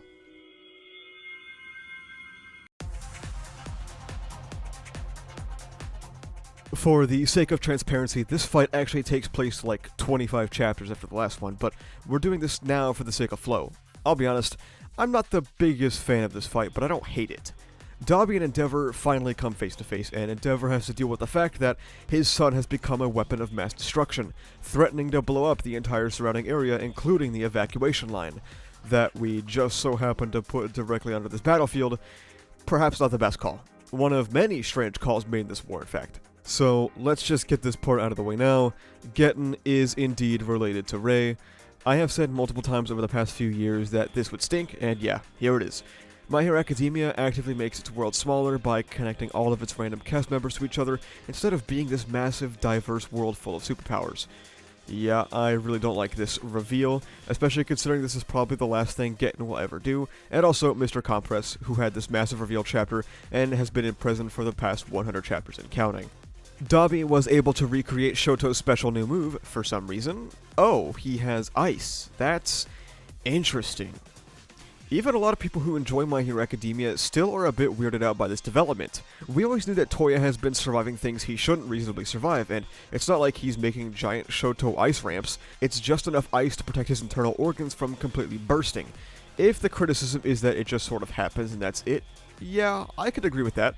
Endeavor's own reckless abandonment of his child never let him experience this moment until Toya was on the verge of death. Toya copies Shoto's ability just after the latter proves he is his own person, and it's an interesting way to show Toya's lack of identity and purpose. Throughout My Hero Academia, he's just been kind of a copycat poser, but taking everything from people and twisting it in to fit his own mentality. Dabi, for example, got his own start with Stain, someone who wanted to massively disincentivize the selfish theatrics of heroism, yet Dabi's entire thing is about selfish theatrics, so him co-opting Shoto's move does fit in line with these ideas. I don't hate it, I don't love it, but the scene afterward of Endeavor and Dabi having a tangle of flames is so incredibly cool, as Endeavor takes full responsibility and decides to sacrifice himself to save everyone else. This is an interesting choice for two reasons. One, I think Endeavor dying as the conclusion of his arc kinda fucking sucks. For similar reasons as to why I don't like All Might dying, I think death as a conclusion to this arc just doesn't work. In a story about self-discovery and atonement for your wrongdoings, the answer to it at the end of the day being that you can only find that atonement through your own demise is both really boring and also a massive cop-out. What matters more in this type of arc is living to see the harm you caused, and being able to make changes to better yourself and the situations you have caused. Death is a way to avoid the hard work that comes with atonement. Not only that, but My Hero Academia was pretty adamant about, hey, don't fucking kill yourself, dumbass. Midoriya pushing on despite his horrible circumstances was bad. All Might wanting to keep fighting despite his massive wound was portrayed as a pretty bad decision, even though of course it had good outcomes, and thankfully, My Hero Academia stays consistent here, and Endeavor trying to kill himself isn't positive. As a response to Endeavor's goal of blowing himself up in the sky, the entire Todoroki family shows up to stop him and cool Toya down. Now, I gotta say, them all showing up here is pretty contrived. It's contingent on the planning for this war being so bad that the evacuation path is under an active war zone. There is a level, though, where we have to weigh if a contrivance is worth the result. It's similar to how the series started because of a contrived encounter with Midoriya and All Might to begin with. Obviously, we all accept this because it led to some really good shit, and also led to, you know, the entire series. In this case, I would also say it's kinda worth it because this is a decent, conclusive fight. I think it's also nice as another parallel to the high-end fight, where Endeavor took him to the sky to burn away a symbol of his past, but the Toto fam stopped him from doing the same thing to Toya. The Todoroki plotline isn't Endeavor's alone. He has already done enough hijacking of the plotline, so to have the entire family show up to put in the work to stop Toya is nice. It's a nice parallel to Shoto Peak, showing what would have happened if the family wasn't fractured and broken by Endeavor. They all deserve to be here. Of course, one person is missing. Shoto and Ida recover from their fight, and we finally find out why Ida was sent here. It's another contrivance, purely to get Shoto to his new fight location, but it's a nice moment. It furthers MHA's thematic relevance of no man being an island, that you should rely on those who want to help you, especially as All Might comes in through the radio to cheer them on, and we're reminded that Ida's legs are meant to guide wayward children. Shoto arrived on scene and Toya Todoroki was frozen, containing the devastating explosion. This leads to a very touching and simultaneously depressing scene of Toya thinking to himself, everyone is finally watching me. If it was this simple, then why was it so hard? Ultimately, Toya was an unbelievably failed child, and while some disagree, we'll touch on that more during the Ochako vs. Toga section. So hold on for that discourse. The fight concludes with Endeavor apologizing not just to Toya, but to Fuyumi, Natsuo, Shoto, and Rei for all he has done wrong, and how his failures have led to this moment. In Chapter 345, we get a POV shot from Toya as he looks at Shoto covered in shadow, the same visual motif used a bunch in the story, and one we will be discussing shortly. And in these final chapters, we get a similar shot, but Toya sees Shoto as a crying child, signifying that he has had his views on things changed in this arc. Overall, the Todoroki plotline's final fight was fine. It felt like, however, that it should have been exceptional. The almost conclusion of one of My Hero Academia's best plotlines, and it left me feeling a little disappointed. I still enjoyed myself, but it definitely felt like something that was speaking out to you going, just you wait till the epilogue for the actual conclusion of this plotline, rather than delivering on a solid ending. Or maybe it was also just a mix of my love for MHA petering out over these cruel 3 years of terrible chapters. That's what's kind of concerning about part 3 of this video series. As I look over all these notes and all these experiences, you can basically see the passion fade from me. Fun fact about this plotline, Chapter 190 was Dabi first meeting Endeavor, Chapter 290 was the Dabi reveal, and Chapter 390 was the Todoroki family conclusion. Kinda neat, but that is the end of one of My Hero Academia's best plotlines, sorta, kinda. And now, let's get to the absolute worst one. It's unfortunate that we couldn't save the worst for last, because this is My Hero Academia's greatest sin. Genuinely, nothing at the current date and time reaches this level of awful, and it's likely nothing ever will.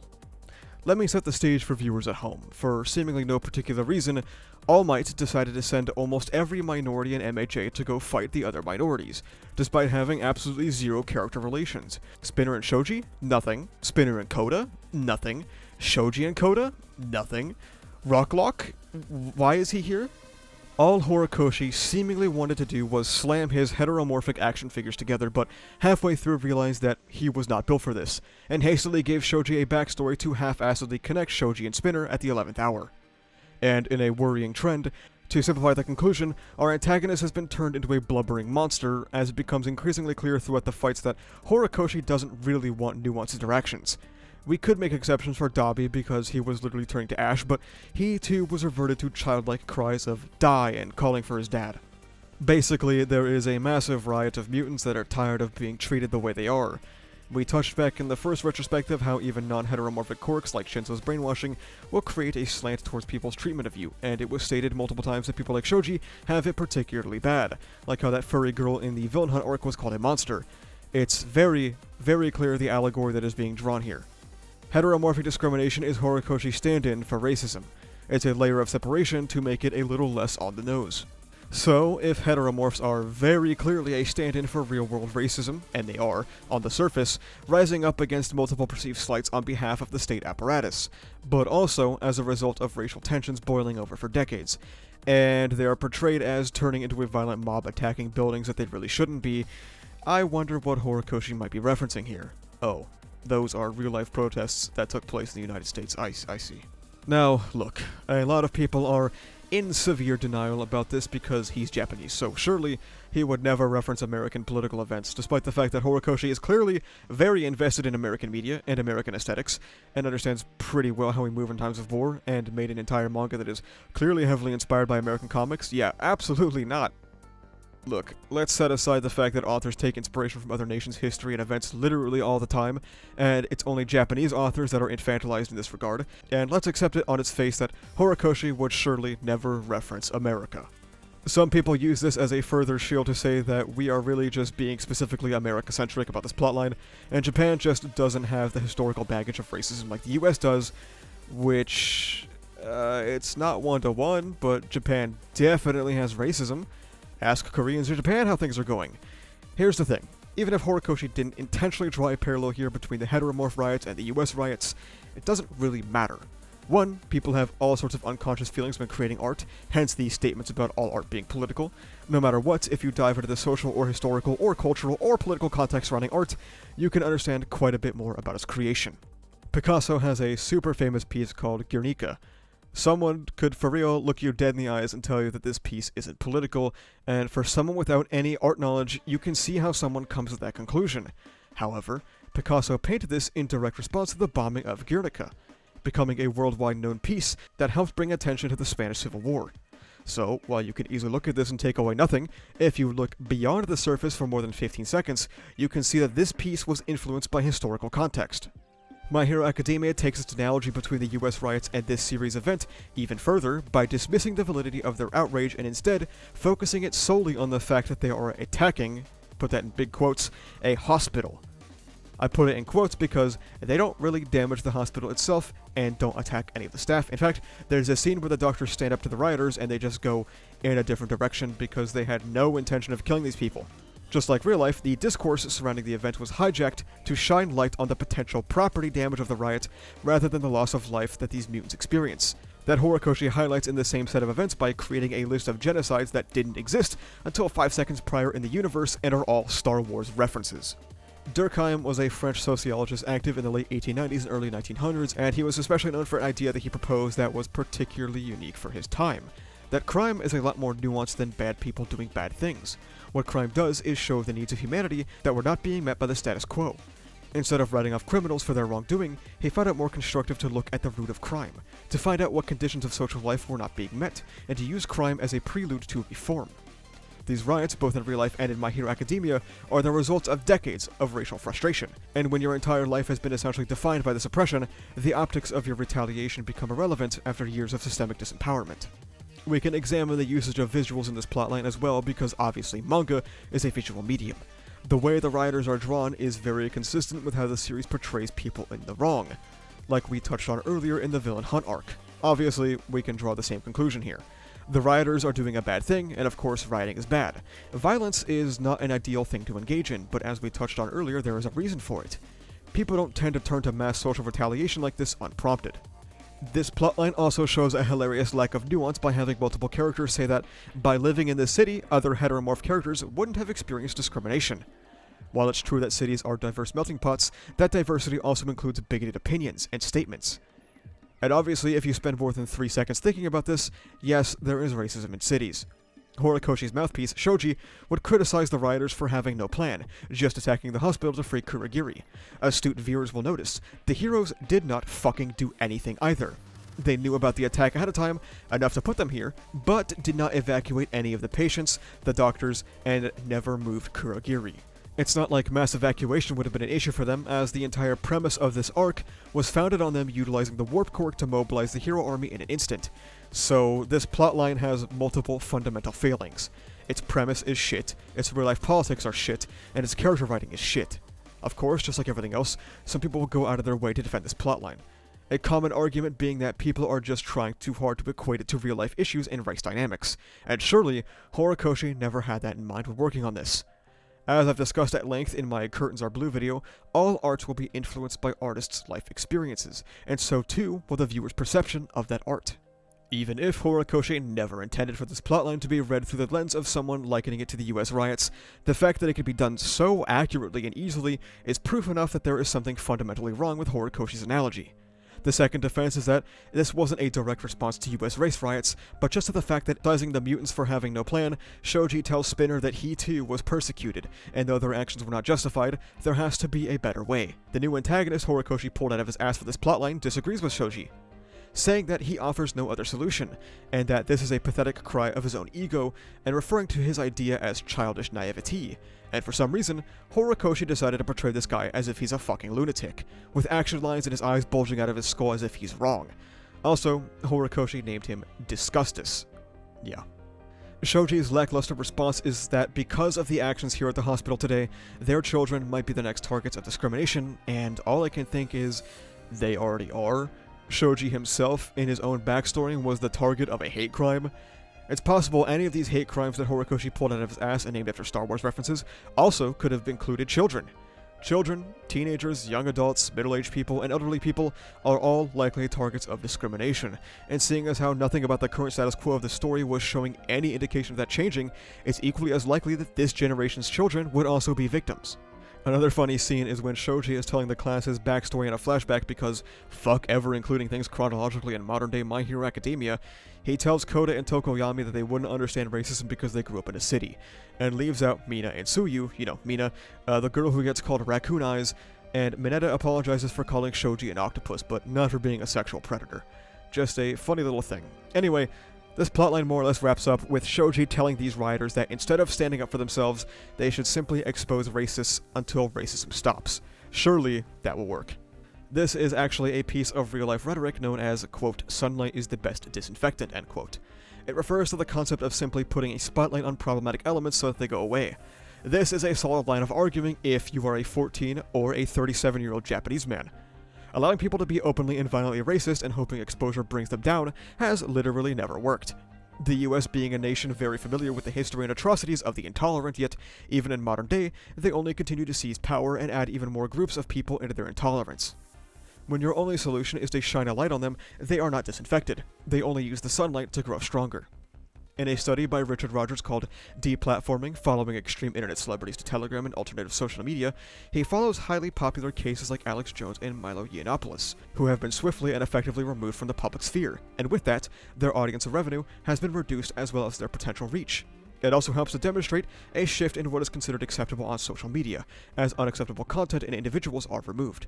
Of course, My Hero Academia is a Shonen Jump manga, and children read it, so he isn't obligated to go into real-life race dynamics for children, even though Weekly Shonen Jump is only trending older as time goes on. However, I would also argue that having children read your works gives the author even more responsibility when it comes to portraying these topics well, especially when nobody forced Horikoshi to make a racism plotline, he did it himself. If you're going to write something like this at all, you should look into it beyond watching Fox News, and that goes doubly if you're writing for an audience of primarily children. Also, My Hero Academia literally has the KKK? Come on now. To wrap up this shitty, terrible plotline, if we are criticizing the mutants for acting out against oppression and how they should have found another way, isn't it really funny and ironic that this riot is what thrust mutant discrimination into the limelight of the story, effectively making it matter to the reader and our characters? Beforehand, this was nothing more than a couple of offhanded references, and now it's a primary plotline that Hori felt the need to wrap up and properly address in the final arc. So, even though we soapbox about how rioting is bad, the riots worked? Just like real-world riots? Writing L. Anyway, they push in, and we get some okay Spinner characterization, and then Kurogiri wakes up. Yeah, whatever, I don't give a shit, man. Let's just go. Let's just move on, please. Across the battlefield, while Shoji Luther King fumbles the bag, Gigantomachia arrives on scene to the all-for-one versus everyone in fucking Japan fight. It was at this point I realized, oh, this is just a poorly rehashed version of PLW. Right when you think the plot is going to progress, we do the new My Hero Academia standard flashback to explain why things are happening. When we left off with the Gigantomachia plotline with Mina and Kirishima, Mina saved some kids from Gigantomachia when Kirishima froze. A year later, Mina froze, so Kirishima saved her. People were kind of upset because it was another female character in MHA getting shafted for the sake of a male character doing something cool. I personally didn't see it that way. I saw this scene as more of the planting of a seed for the future of Mina's character arc. Yeah, fuck you, buddy. It's the final act, and also we are at the final arc, and she hasn't done a single thing. Mina gets to use her super strong acid that, turns her white against Gigantomachia, and that lasts about 2 pages as she laments being weak. Absolutely nothing before or after, as Hori desperately tries to make us think this conflict between Mina and Midnight's killer actually means something. As Gigantomachia is desperate to get back to All For One, he gets brainwashed by Shinso. This is his real big moment in the arc, and he's never seen again in it. Gigantomachia gets brainwashed into arriving at the battlefield and attacking All For One. However, Shinso's power did not get an off-screen upgrade to his durability, so when AFO shoots one major attack at Gigantomachia, he wakes up. Plot twist, Gigantomachia really is mad at All For One, even though he wasn't mad about it 3 page turns ago. He decides that now is the time to beef with All For One over leaving him behind, and not the past few months or the multiple years that he spent alone. It's the scientific definition of an ass pull. No build-up, completely unsatisfying, and a massive contrivance that isn't worth the content we get, especially considering that a few page turns later, Gigantomachia gets one-shot by All For One. We do, however, get some new information that I am bringing up for a reason. The reason All For One was able to attack so hard to the point that he is blowing himself to pieces is a twofold issue of Rewind and Shigaraki. As his age decreases, his unconscious mental link with Shigaraki intensifies, meaning that Shigaraki's hatred and anger has more of an effect on him, allowing him to break past his limit and attack harder than ever before. As he rewinds, he lands on the ground in front of Hawks and takes his quirk. This is really fucking lame, as the concept of Hawks losing his quirk after killing twice to Dabi, of all people, held way more thematic emphasis than AFO being responsible for it. The metaphors of flying too close to the sun, a bird losing his wings after making a questionable decision, and a character that shares many similarities to Hawks' backstory being the one to do it, all came together really nicely for the potential of Hawks' character going forward. Too bad though, his wings healed, and then he got prosthetic wings, and then he just lost his quirk anyway, so we kind of did all this for nothing. Alright, man. That about makes up the lightning round for this section. It sucked. Let's move on to something that can actually be pretty good. For this fight, let's turn back the clock a bit, and by a bit, I mean a lot. Deku was arbitrarily pulled into the portal and arrives on the scene of Ochako vs. Toga. Toga begs Deku not to leave, and this is when we learn that danger sense is 50% less broken. Because Toga loves Deku, and this is her way of showing affection, there is no danger to sense because she has no hostile intent. This is when we get the line that basically immediately set this plotline up to fail in the eyes of many people. I want you to be my boyfriend. A woman has a crush on a man, therefore the West has fallen. Of course, I'm not going to deny that this isn't a really corny way to deliver this. MHA is pretty known for its corny delivery, especially in this Ochako and Toga plotline, but it's also really not the end of the world. This serves a greater purpose than just being weird or corny though. It's used as a way to dive deeper into Toga's idea of love, as she says that turning into someone else is all about love. Midoriya outright rejects her, telling her that he always wanted to be strong like All Might, but couldn't imagine wanting to share the same heart and mind as him. Just like back in PLW, Toga faces rejection again, so she comes to the conclusion that this is her last stand, and as usual, Deku wants to solve the situation right here, right now. Deku could hit her with one Fajin chart smash and be done with it, but that doesn't make a very compelling story and would just kinda suck. Also, this is Ochako's plotline, so she just asks Deku to leave it to her. And despite some consideration, he accepts and leaves the battlefield, which is actually a good continuation of the theme of not shouldering everything on his own. We get some more corny lines, but as usual, there is more than meets the eye, as Ochako declares to Toga that she lives how she wants, but still hasn't come to terms with how she feels about Midoriya. Now, I know some of you are going to stop me here because, oh goodness, Ochako has been entirely ruined. There is a lot to be said about the common sentiment around Ochako's character, and a lot of it can be summed up by, you just didn't really deep it. Not to imply that Ochako is the apogee of creativity or the gold standard of storytelling, because she is severely lacking in both screen time and writing.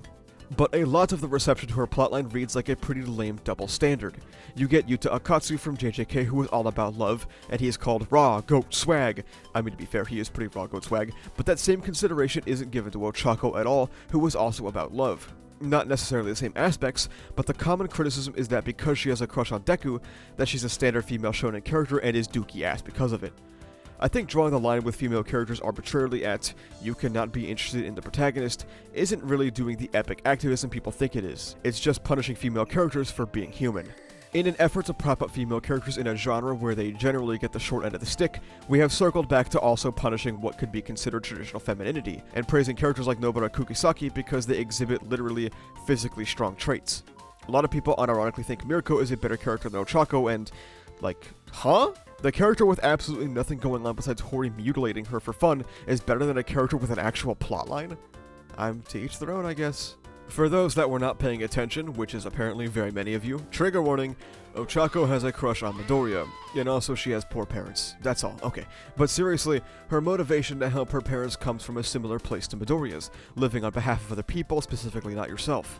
Of course, selflessness to some degree is a good thing, but at the end of the day, you matter too.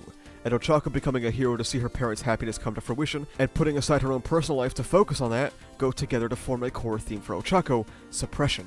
Himiko Toga, her direct foil, is someone who lives entirely for herself, having a childhood being suppressed by her parents, not meaning any harm but having a taboo quirk, and being forced to suppress her urges and her sense of love, before being placed in court counseling that quite literally said that they were just trying to make her normal.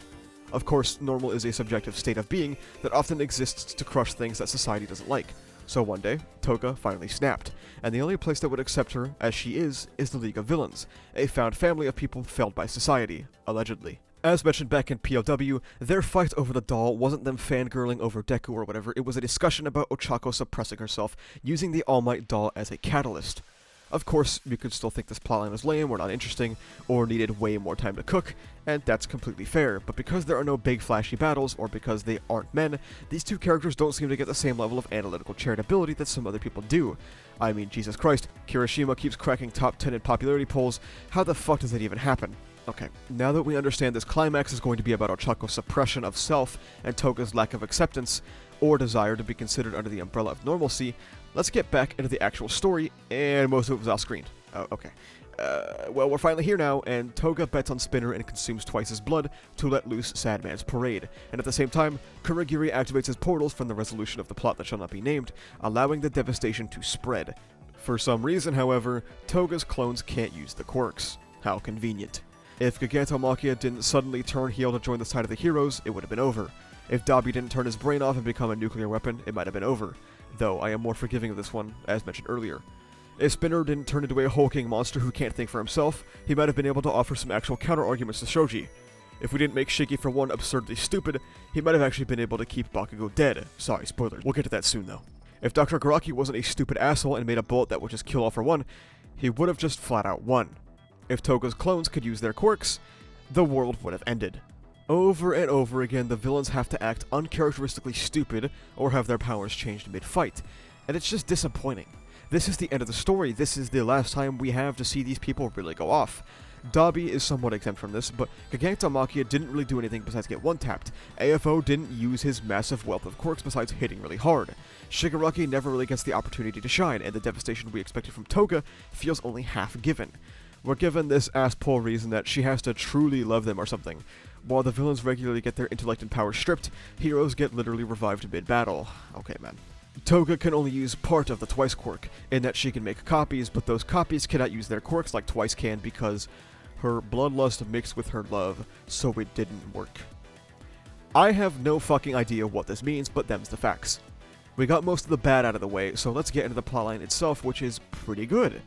I know I was just saying that the villains were arbitrarily limited in every encounter so far, and that is still true for Toga's quirk, but Toga vs. Ochako allows for quite literally the only dialogue we will see between heroes and villains in this arc.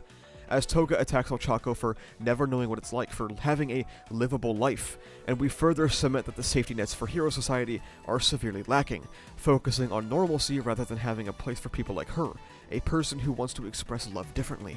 Toga would drop the line, "Does everyone else just fight the urge to be the way that they want to be?" And it leads us to an interesting lens we could view the Toga and Ochako plotline through. Toga herself seems to be a pretty clear allegory for LGBT experiences, being impugned by her parents for not being normal, being seen as strange for her preferences, having to go outside of social norms to find a place to belong, and her wondering what love is like for other people, and if they too fight their own urges. And I mean, of course this plotline has this panel of Ochako calling her cute. MHA has had some pretty decent LGBT representation, especially for a shonen manga, which is not really known for having that type of content. Toga has pretty obviously been bi for quite a while, so this method of viewing her plotline isn't necessarily surprising, but it's cool for a shonen to have openly LGBT characters that can still also be their own compelling characters, or to have actual trans rep through Tiger and Magne, though Magne is literally one of 2 League of Villains deaths, and some people argue that the way her trans friends are portrayed is kind of bad.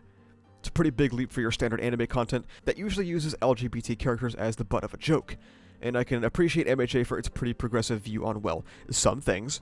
So this is obviously where we get to the only elephant in the room for this plotline, and it's the stab.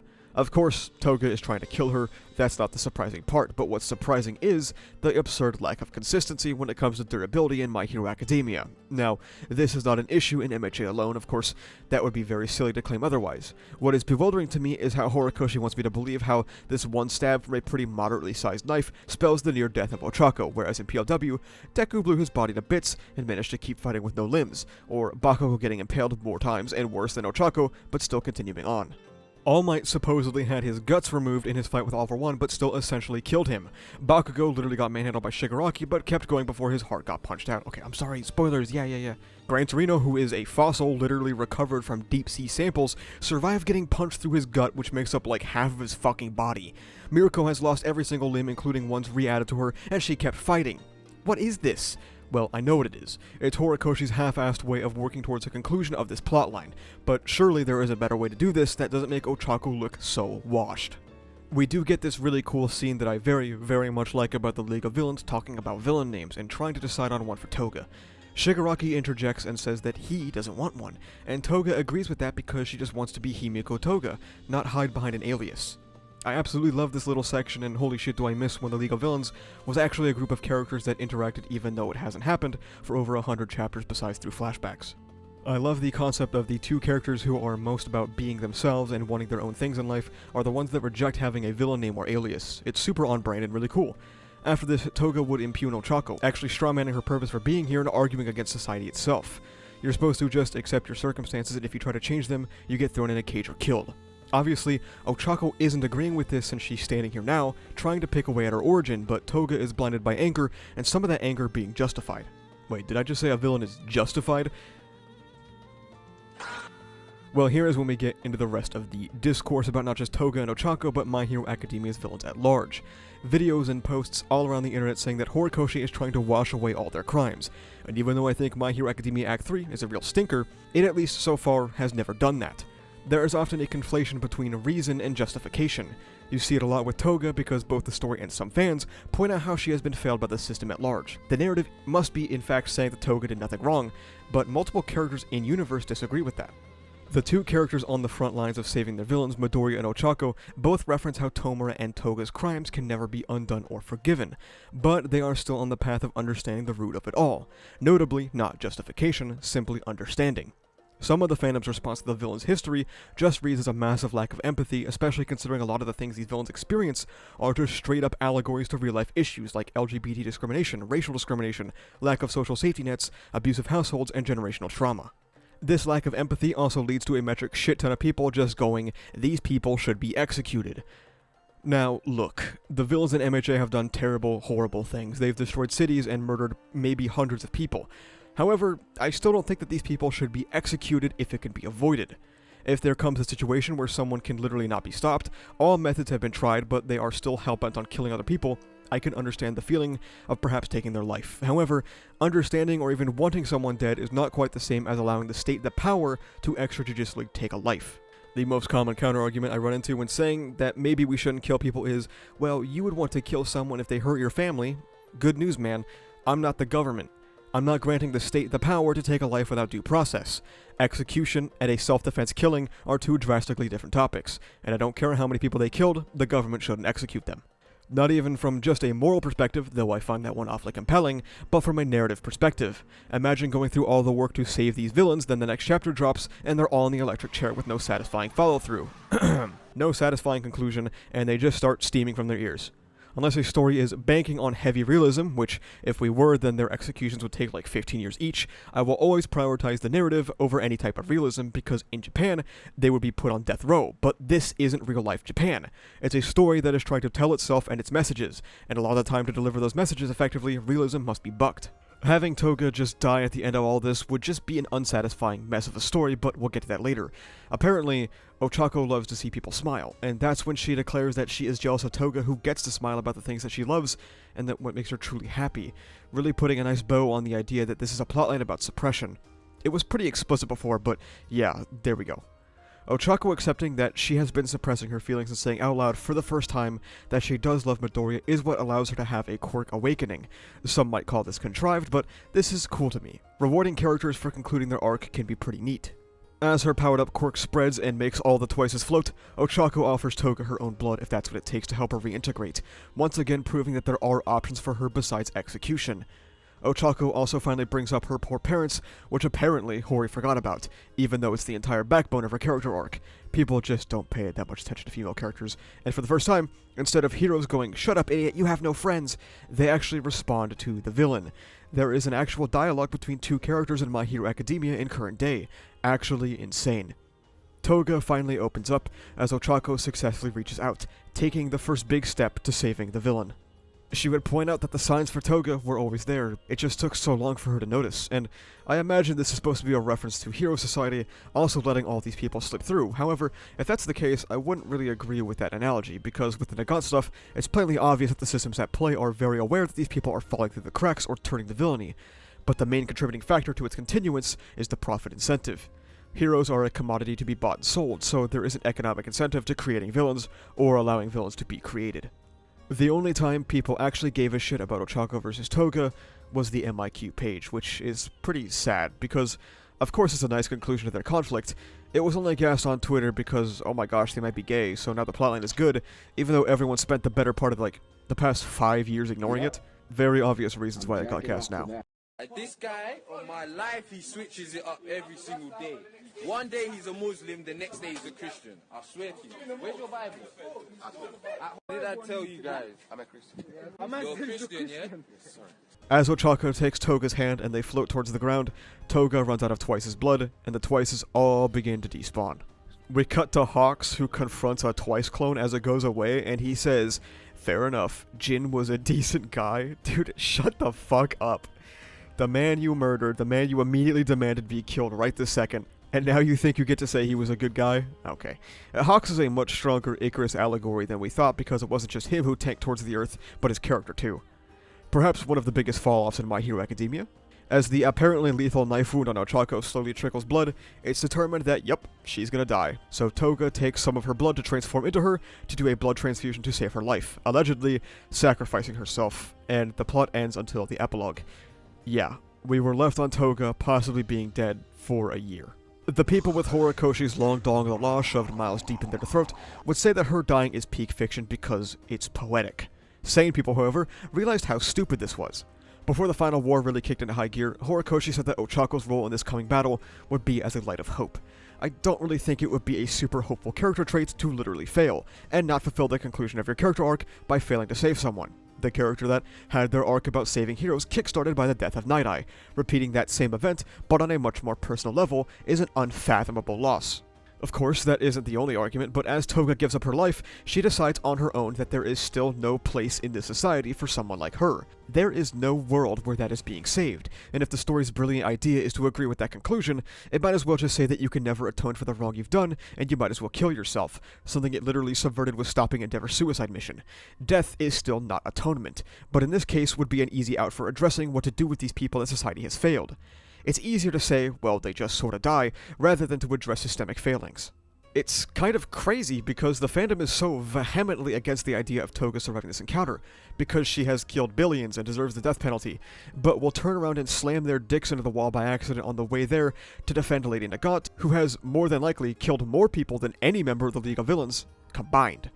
But that's cool because, she killed people for the state. When the state does it, it's cool and good. If you show any resistance to flipping, you're deemed too far gone and need to be shot in the head by Snipe. It would be a horrendous stain on Ochako's character, quite literally never achieving a single thing throughout My Hero Academia, besides yelling on a rooftop and stopping Deku's rampage, both 100 chapters apart, by the way. Okay, but if Toga lives then, she goes to jail. My Hero Academia's prison system doesn't really seem exemplary, which is another fear of mine that I don't really know if it'll be addressed, but prison doesn't have to be a literal gray, soul-crushing institution that is designed to keep you there. This is just a uniquely American idea, and if you go to a non-American prison, you might have the opportunity to witness a world that is created to support people like you, having been saved rather than allowed to die. There's also the take that Toga will be a cautionary tale for a better future, something that is quite literally presented by the bad guys in the Bad Guy arc, the Meta Liberation Army. Curious wants to kill her and use her as a martyr for the future, and the MLA are notably not good guys. They are in fact significantly closer to the idea of fascism than anything else in the story. It is very clear that in a future MHA world, Toga wouldn't just be locked in solitary, but given tools to reform. And even if she never truly gets to go outside of that prison, she still gets the chance to be better, along with Ochako and probably Midoriya at some point. So it's not like she would be completely isolated, but she would be kept in good company by the kinds of people that inspired that change in her, and are helping build a world that prevents future Togas. Ochako and Toga's battle is probably the best in the entire arc, and that might not inspire confidence in some people, but it's quite good, and I can only imagine how much better it would have been if Hori didn't decide to shelve Ochako for most of the series. Toga is more than just a crazy yandere, and Ochako is more than just, haha, my parents are poor, or haha, I love Deku, and there's a lot to appreciate by the end, even if you don't enjoy all of it. If Toga's dead, this fucking blows though, but I guess we won't know until we get to the epilogue section. Don't skip ahead. Don't skip. This is a different kind of hero, a powerless hero for the kids he had inspired, while trying to unlearn the self-destructive behaviors he still has, and he has been instilled in the next generation through Midoriya, while trying to realize that Toshinori is worth more than what he can do. Or, he can put on a suit of armor. The reason for this lengthy preamble is, like I said, because my takes on All Might were overwhelmingly popular in the My Hero Academia community at the time, how I regularly spoke about how All Might's future is off the battlefield, and instead involved in these kids' lives, but the second this fucking suit of armor came on, I apparently never understood the story. I cannot stress enough just how much I fucking hate this development, sincerely, and how counterintuitive this is to All Might's entire arc about not killing himself and finding a way forward as a hero. A man finding a place without power, and his conclusion is an omega powerful suit of armor to fight one of the strongest men in the world. What makes this feel even more fucking asinine is how literally right before putting on the suit of armor, he was doing exactly what I was referencing. He inspired Shoto and Ida to kick it into high gear and get to the next Todoroki family brawl just to, like, be a dumb fuck immediately after. There are a couple of things relating to the groundwork of issues Iron Might presents to the story. First things first, My Hero Academia fans around the world, myself included, had collectively deluded themselves into believing that without a quirk you can't be a capital H hero, as in the profession of hero, not a hero in itself. You simply wouldn't be able to stand up to the big dogs. However, all of us ignored Knuckle Duster from Vigilantes on purpose because nobody read it and it's lame, and all of us conveniently ignored the superhuman feats that your average human is capable of. Stain and Eraserhead, despite having no physical enhancements or quirks to boost their physical stats, are capable of absurd feats. This leaves us with two options. One, that quirkless people are just as capable of being a professional hero as anybody else, or two, that quirks boost baseline abilities, which we have no real consistent grounding for, considering All Might, while quirkless, takes a beating from one of the strongest men in the world and is just fine, or more pressingly, all the times to having a quirk doesn't seemingly boost your stats, like Ochako taking one knife to go down. And now, of course, we have the existence of support gear that can go toe-to-toe with Prime All for One. Previously, our understanding of support gear was that it existed primarily to boost the usage of one's quirk, or perhaps put up an extremely lackluster fight against something. Now, as we can see, a completely quirkless man who is basically on the verge of death at all times can just equip a lot of cool armor and survive a hit that one-shot Gigantomachia. It begs the question, why isn't this standard? Of course, All Might must have had to pay a lot for this suit, and he has connections to make something that's powerful, but even a fraction of its power would be completely good enough for average hero work. Why are the UA kids, who don't have to pay for their support gear and in a school that seemingly has infinite money, not wearing gear that boosts them significantly? Doesn't have to be as powerful as the Iron Might suit, as your average pro hero is not running into All for One. They are dealing with street thugs. Surely then, other high-ranking heroes could also be utilizing support gear, like Endeavor, yet the most he wears are strange fire clothes and a blue jumpsuit. Perhaps he could have invested heavily into young Toya's future. When My Hero Academia has giant man-made robots walking around that can pulverize city blocks, it's time for us to examine what we were ignoring, and how armor like this has always been a possibility that Horikoshi essentially refused to explore until the keys jingled in front of his face to ruin All Might's character arc. A volume extra explicitly states that this was an extremely expensive endeavor, which is about the only thing it has going for it, but now, the possibility has been introduced, that with enough money and connections you can indeed be a capital H hero. Melissa's shield from the first movie as a child was literally able to make something that could withstand 100% of All Might's power at least a few times. Mei Hatsume created a replacement for these same gauntlets in like 30 seconds with a box of scraps, which can handle a large chunk of Midoriya's power output, and I remind you once again, Most pro heroes are not in situations where they need that much power output. The message that we're supposed to get here is that All Might was ultimately wrong when he told Deku that he couldn't be a hero initially. However, a lot of people have read this as All Might stating that he was wrong because all you need to be a hero, capital H hero, are your heroic ideals and the desire to save others. But this is again a conflation of the two types of hero. When All Might first shot down Deku, he wasn't saying that he couldn't have heroic tendencies. He was saying that without a quirk, it's just not realistic to be a capital H hero.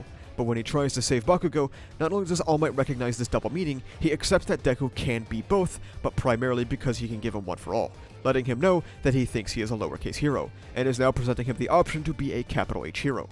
You'll note in this initial rejection, he never says to become a stockbroker and buy a suit of armor, because MHA gaslit the community for 9 years into thinking that you can't be a capital H hero without a quirk. But a quirk isn't what makes someone a hero. To be frank, this isn't even the most insulting part of Iron Might. It's not the character regression because, of course, you could write that in as the point of the suit. You could have All Might be forced to examine his reckless behavior that he just faced with Prior and Villain Hunt, and it's not the inconsistency of the power system or the conflation of heroism.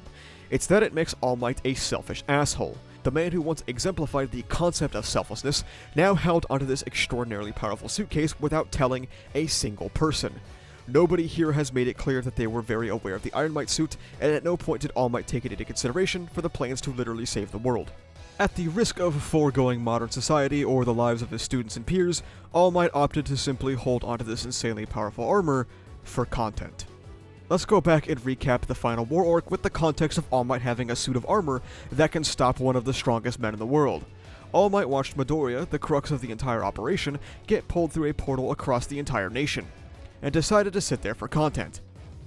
All Might sat in his office checking the stock market as one of his most treasured students, Bakugo, got punched so hard he exploded and died. He then proceeded to invest in cryptocurrency while the pro hero scrambled to try and revive him. All Might would then lose the remainder of his life savings on crypto while glancing over at his second screen and watching Endeavor not only lose his arm, but also watch All For One activate his super secret trump card and start rewinding. All Might would then open up a GoFundMe to recoup his losses while noticing that everything has gone wrong. Kurogiri has woken up, Dabi got back up, and Toga had activated Sandman's parade. It wasn't until quite literally 11:59 on the Doomsday Clock that he decided to don the armor and still act entirely callous and borderline malicious to his only friend Tsukauchi, who has been deeply concerned about All Might's well-being for years, by opting to not tell Tsukauchi anything about the suit and going off on his own to stop All For One without saying a single word to him. One can, and will, argue that All Might only waited this long because he was the backup plan. First of all, there was no plan.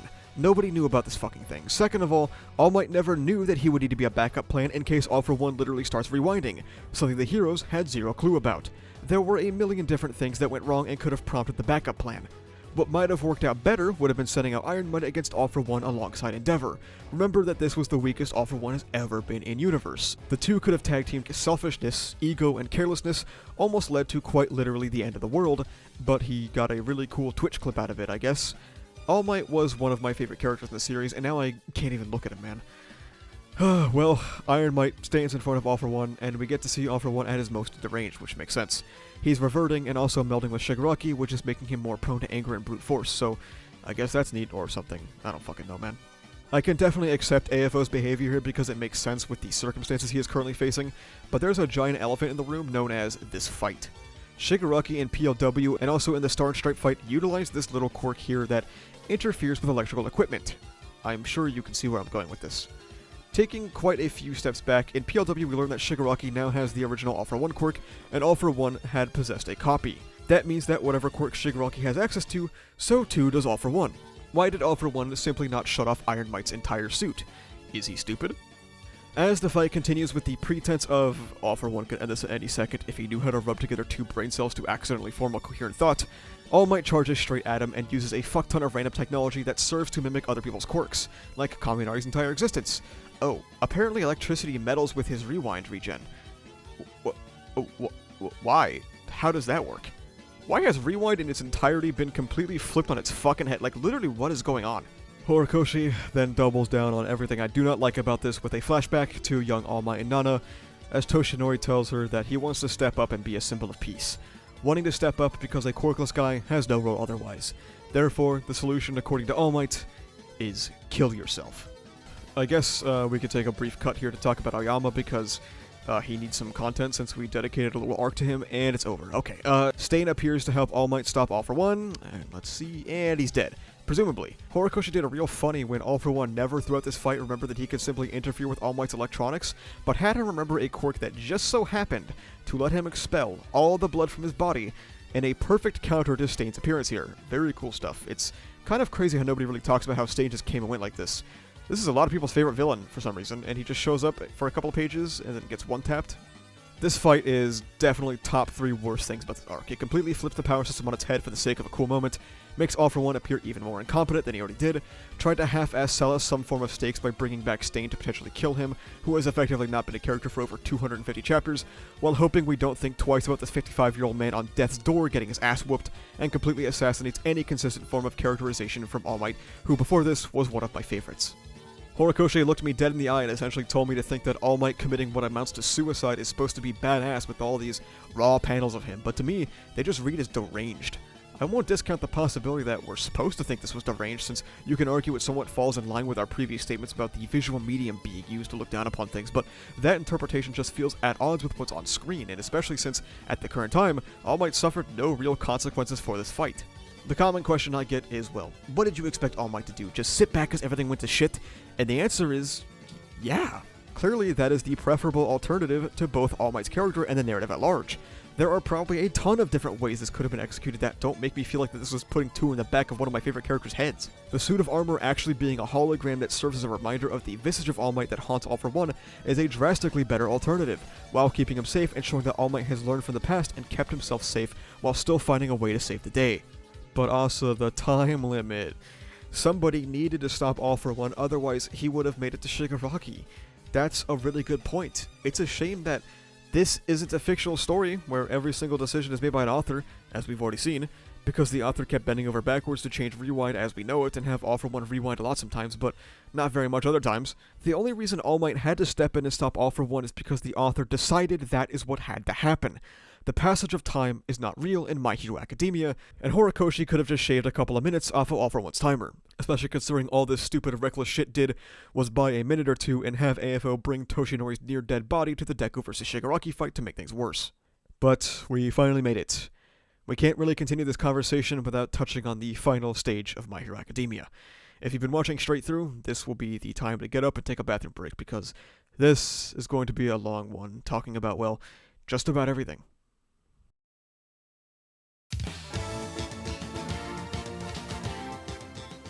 This is one of those things where I don't really know where to start. Deku and Shigaraki's final fight feels very emblematic of everything wrong with My Hero Academia. I know that I might not have touched on many of the systemic issues of the series over the course of the video, but I think this fight is the perfect time to bring all that up, as this is when it became clear that MHA's final war arc isn't the final war of MHA, and a better way to put it is a final arc that utilizes the skeleton of My Hero Academia, foregoing the fat, muscle, nerves, and all. After Bakugo's, death, the heroes are forced, and I put the word forced in quotes there, to revive Bakugo as Shigaraki for one ravages them. With a few seconds remaining, Mirio shakes his ass and shows us how the mighty have fallen, and Deku finally arrives at his own battle. I feel like that there is some important context I would like to provide here. At this point, Deku was not even close to my favorite character anymore after the villain hunt letdown and the Aoyama flanderization, so I went into the final war arc with the idea that whatever Horikoshi had cooking for Midoriya in Act 2 and Villain Hunt will come to fruition, only to be quite literally immediately let down by his first action in his premiere fight. When he arrives at this fight, finally, he sees Bakugo has been punched so hard he exploded, and he looks around and sees how every hero around him has been beat to shit, and he has an understandable reaction, a mix of sadness, rejection, and anger. Him having a human reaction to seeing his childhood friend pretty much dead isn't what bothers me here. It's how this is a direct repeat of PLW, and how that was supposed to be a learning experience. Of course, this arc in its entirety is a knockoff PLW, so that part isn't surprising, but the fact that Deku succumbs to his rage is complete character regression, and the repetition of a mistake he already made in the past that almost lost him everything. His rage moment in PLW was supposed to be a very overt mistake, especially when we think back to Banjo warning him about controlling his heart, something that this scene even flashes back to, but now, in the final arc, where Midoriya should be at his most advanced after the fall and rise of PLW, VH, and its aftermath, it seems as if Midoriya hasn't learned a single thing. I'm sure someone's gonna comment, well, what did you want him to do? He's just a 16-year-old little boy seeing his friend dead. It's a goddamn story, man. I just want some consistency. Deku's rage moment in POW, while raw, almost led to the literal loss of the entire war. If the war didn't start when Shigaraki's body was unfinished, Deku would have just straight up died here. In Midoriya's last showing of the series, Horikoshi opted to sacrifice his competency as a main character and as a developed character to instead make certain plot beats come to fruition or make raw shit happen on screen. Need I remind you that Midoriya is the linchpin of the entire hero operation, and the plan was already fucked enough because he got yoinked once, leading to death and destruction, and now he was about to fuck it over again by immediately throwing for content. Now, even though I just said all this, I'm still fine with an initial outraged or deeply damaged reaction. The second issue is this glorified fucking janitor coming in and being the one to talk Deku down from the edge, robbing Deku of even more moments where he gets to be a competent and developed character. Instead of giving in at first but then thinking back to PLW, thinking back to how many people are depending on him, and understanding that giving into emotion like this is a mistake, he needs Mirio, what does he even do, Toga to tell him, hey, actually it's fine, Bakugo's being revived I guess, dude just calm down, it's not that serious. Midoriya had already lost so much of his own agency and character at the end of Villain Hunt, and then he loses even more by becoming a machine designed to only output empathy in the Traitor Arc, and now at the start of this fight, he can't even fix his own mistakes and show that he has learned and grown as a person. Instead, the final war arc completely backtracks on any and all progression made by the series prior. Remember how at the start of the section I said that this arc is the skeleton of MHA disregarding the substance? Midoriya Izuku is the most blatant example of that aspect to possibly exist. Even an arc that just happened in this final act that we talked about like an hour and a half ago doesn't matter anymore. Villain Hunt and the end of PLW had this big thing about Deku only finding his own value as a person and as a hero in the power of one for all. You especially see that in the first Deku vs. Shigaraki, where he dehumanizes himself and sees himself only as a vessel to destroy all for one. In Villain Hunt, Midoriya is supposed to learn that this isn't correct. To boil himself down to only his power has disastrous consequences, and his friends come together to let him know that no matter what power he has, they don't care, because the person they like is Midoriya Izuku, not one for all. But this arc immediately backtracks on the idea by creating such a sauceless fight between Deku and Shigaraki, where Deku says literally only one thing of relevance throughout this multi-volume fight. No, not fight. Altercation? Staring contest? If you run through all of Deku vs. Shigaraki... No, you know what? I'm not even going to do it as a hypothetical. I fucking did it. I scrolled through the entire fight, and I counted 18 individual thoughts of Midoriya's own throughout this entire fight that weren't just repetitions of the same thing he already thinks of. 4 of those were arguably introspective thoughts about his current situation. 1 I classified as other because it didn't really fit the other categories, and 13 were thoughts about One for All, or the fight itself. 72% of Deku's individual thoughts were about One for All. Midoriya Izuku sure is a character that intakes and reacts to external stimuli, I guess. This current version of Midoriya is such a stark difference from the introspective, deeply lost in thought, rambling Midoriya, as his Act 3 version says nothing besides battle plans and repeats his goal of wanting to save that crying boy like every few page turns. Gon is the Deku who would try to find a way other than fighting to save others. Gon is the Deku who would espouse his heroic ideals to Gentle and let him know that nobody is mocking him as he tries to get to his origin. Gon is the Deku who had confused thoughts about his role in the world due to his power. Hello, One for All. I'm almost left to wonder if Horikoshi considered Deku done. Like, Villain Hunt was his character conclusion, and there was nothing left besides reaching his goal of saving Shigaraki. There was this interview with Horikoshi as well as Kubo, the author of Bleach. Kubo would note that he was taken aback by how Deku was such a worrywart, but after getting to know Horikoshi, it makes sense. Horikoshi replied that at first, he thought Deku's plainness was appealing, but looking back he wonders, why did I make him so gloomy and boring? And I feel like that hits home the shift in Midoriya Izuku as a character. What we found to be deeply inspiring, moving, emotional, and introspective, Horikoshi considered gloomy and boring and turned him into a thoughtless, powerful loser, and Villain Hunt would be a send-off to this in-depth and well-thought-out character arc. This can be especially felt when we examine Deku's power progression, something that was really fundamental to his character journey and is what locked a lot of people in at the start. Seeing him go from blowing his limbs up to reining in 5% of his power, to 8% of it, to 20% of it in Air Force, developing his own unique fighting style to separate himself from All Might, which he never uses again, the feeling of regret and regression when Black Whip emerges, and it's all just gone. After PLW, Midoriya has been effectively upgraded to 100% without actually saying it. Last we saw him, he had a couple of quirks and was using 45% max. He was haphazardly given Fajin and Gear Shift, which arbitrarily shoots him beyond All Might level, because I guess watching him grow and learn was too gloomy and boring for Horikoshi. Yeah, I'm bitter. A once methodical boy who thought a bit too much about his circumstances and the people surrounding him, blowing himself to bits as he tries to come to terms with his power, has ironically enough, considering his name, been hollowed out into a narrative puppet that has nothing to think or say besides how to immediately progress the plot, and all of his most crucial plotlines were hastily resolved just so we could get to this final fight, and it was not even close to worth it. The Vestiges. Oh god, the fucking Vestiges, man. This might go down as one of the biggest fuck-ups of the story. We'll get into the specifics of Vestiges and how they interact with the power system relatively soon, but as characters, these guys fucking suck. We had this path of discovery from Midoriya when it came to Banjo and Black Whip, which made the progression and development of that power feel really nice and rewarding. And with all these other fucking guys minus Nana, she's cool. Literally, what do they even do? Any development that was possible with Bruce and Kudo disagreeing with Midoriya's plan of saving Shigaraki was stamped out by a hasty handful of pages conclusion. And beyond that, their only purpose is to exposition dump so we understand all this stupid quirk magic shit, and when they're not doing that, they are completely trampling over Midoriya as a character in his entirety. While Deku doesn't do a single second of thinking, the Vestiges do it all for him in a really insulting way. Deku has no plan to actually win this fight, for some reason, so the Vestiges come up with one for him. The plan involves giving up One for All to break into Shigaraki's core, which he doesn't come up with himself. Midoriya doesn't get to comment on the fact that he is going to part ways with One for All, Nana Shimura does for some reason. All the people around Midoriya get to comment on everything about a situation, completely ignoring Midoriya himself. In Villain Hunt, Lady Nagant criticizes Deku for not being able to see past his own nose, being tinged by Hero Society itself, and not recognizing the inherent flaws of it all. It mentions that even if Midoriya brings back the status quo, without a plan beyond that and without any real convictions, all he will be doing is bringing back the system that abets so much suffering. And all Midoriya does in this arc is prove her right. He makes lofty declarations about wanting to save Shigaraki, but has not a single fucking clue how to actually implement that, and is being guided by long-lost ghosts to a conclusion that was supposed to make him unique. Oh, Bakugo is up. Okay, yeah, alright, let's talk about him real quick. God damn it. While Deku vs Shigaraki is underway, One for All drags All Might's stupid, suicidal ass to the fight, putting a lot of pressure on Deku on how he's supposed to save All Might, deal with All for One, and deal with Shigaraki. That's when Bakugo, who started getting open heart surgery like 40 minutes ago in this video, gets back up.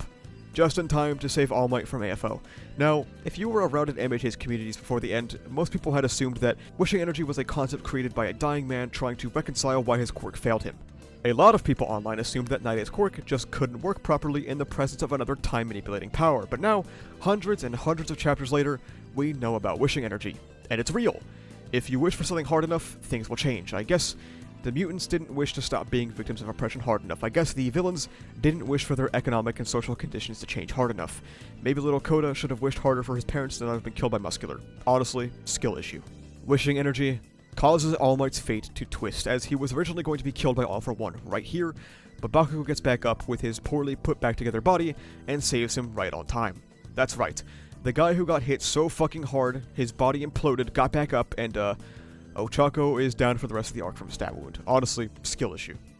Edge Shot exits Bakugo's body. Oh my god, I don't even like how that premise sounds. As a little fucking worm guy, we will call him Edgeworm, and he just flops around like a fish out of water. And what's funny is that his entire plan that basically destroyed the UA fight to go into Bakugo and restart his heart didn't even work. He stitched his heart up and failed to start it. However, thank the stars, a bead of sweat entered Bakugo's gaping fucking chest hole, entered his bloodstream, and exploded in his heart, reviving him. No, this is not a joke. The entire plan was completely fucking pointless besides yet another Weekly Shonen Jump cliffhanger. The funniest part about this isn't even the absurdity of the moment, it was the Glazers going online and talking about how this revival makes sense because nitroglycerin is a heart medication. Please, I implore anybody watching this to try and give nitroglycerin to a dead person. It's not going to do what you think. Also, why the fuck does he not need a blood transfusion? Toga might be dead because of this. Oh, anyway, Bakugo is back, somehow, and he's fighting All for One, for some reason. This fight feels so fucking meaningless. The two have almost zero relationship outside of one encounter. They have no relationship, no back and forth, no rapport, and it's just action figures slamming into each other. Okay, pop quiz. Was what I just said about Deku vs Shigaraki or Bakugo vs AFO? The only thing that Hori dangles in front of us to meaningfully link the two is that Bakugo looks like the second user. Yep, that's it. See, my first impression was that AFO was so angry because someone without One for All was standing up to him just like Kudo once did, but I guess that really wasn't accurate because that was that's stellar dynamic writing. The amount of power Bakugo is putting out in this fight is genuinely insane, and it's really funny that both pre-death and post-death, he receives power-ups to be able to hang with the big boys, because otherwise, what does he even do? Also, his new power-up, not to be confused with his old one, or the older one, is based primarily on the concept of him hurting himself, and all I can do in this arc is look back at Villain Hunt and go, what the fuck was even the point of you? Hurting yourself is cool, actually. That's why Iron Might is badass, and Bakugo killing himself and getting a power-up from it is so raw. I will never forgive people for thinking I was wrong for hating Villain Hunt, man. This fight is also when I started to look back at Bakugo and go like, what was even the point of this character? He serves no function for the primary theme of saving the villains. In fact, he is now 1-1 in terms of killing and being killed. He has no conversation with Midoriya when it comes to saving villains, but Ochako wants to save her villain, Shoto wants to save his brother. Bakugo isn't even involved in this plotline. He's barely involved in the One For All plot. He barely has any connections to any of the villains and doesn't even have his own. Now, I don't want you to think that just because Bakugo doesn't have a purpose here means that he sucks, because not all characters are going to be linked to the primary theme, and some characters will serve other purposes. That's totally fine. What's not fine is how Bakugo is shoved down the reader's throat at every single opportunity. He's shoved into every plotline, he's shoved into dynamics, he's shoved into all marketing, like, holy shit, man, this is crazy. My impression of Bakugo's character was that he was supposed to serve a cautionary tale of a hero upbringing.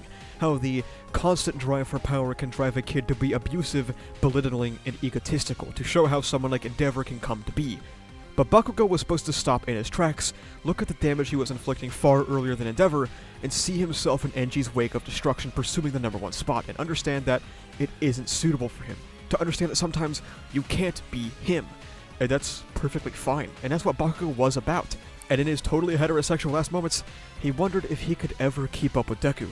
But now that's completely halted because boom, here you go. Go kill the big bad after receiving a trillion power-ups so that you can even hope to trail Midoriya's permanently growing power of One For All. Go ahead and take the spotlight from the kid you abused and belittled and say, hey, you know what, maybe I still can't surpass Deku. Even though, like, I had accepted that it was impossible, and accepted that I can't always have the spotlight, and accepted that I'm not him. I am him now. Deal with it. Also, I'm taking over his retrospective section. Yeah, man, I do not like Bakugo very much. This is when we get some AFO backstory that shows that even he wasn't born bad, but he was instead pushed into villainy implicitly by his and his brother's horrible circumstances. In a vacuum, I actually think this is solid stuff. It's the only AFO content I have enjoyed for like years. But it does go to show that Horikoshi at some point really turned heel from the ideas of Act 1 and how All Might and AFO were supposed to represent simplistic concepts of heroism and villainy, with All Might not really changing, but All For One changing massively for some reason. We'll get more to AFO during the Shigaraki portion of this section though. Speaking of AFO, he turns into sperm and dies. Cool. Okay, Shigaraki time. By the time Shigaraki broke free of All For One's hold, he had been more or less absent from the story for 25 months, or nearly 100 chapters, so we're going to have to unfortunately view it through the lens of how is Shigaraki's character doing after being absent for over 2 years. To begin, a character being gone for a long time is not an inherently bad thing. Like, I'm not that pressed that Ida hasn't had much to do over the course of My Hero Academia. That's not a big deal to me, but Shigaraki is not just some character. He is, or is supposed to be, the primary antagonist. And when you don't use those 25 real-life months or nearly 100 chapters to do really anything with this character, yeah, that kinda sucks. It hurts to say because Shigaraki was one of my favorites, but he got usurped by a far, far less interesting character. If I'm supposed to believe that Shigaraki is the main antagonist, then he kind of failed. If I'm supposed to believe that All For One is now the main antagonist, well, he kind of sucks.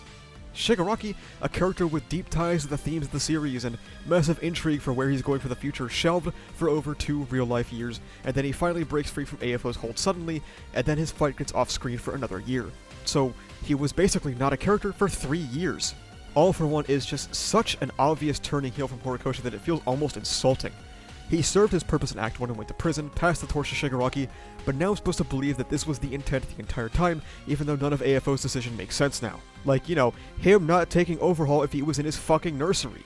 When we go back and look at AFO's decision making in Act 1, with the idea that he intended to take over Shigaraki, what was the point of, like, any of this?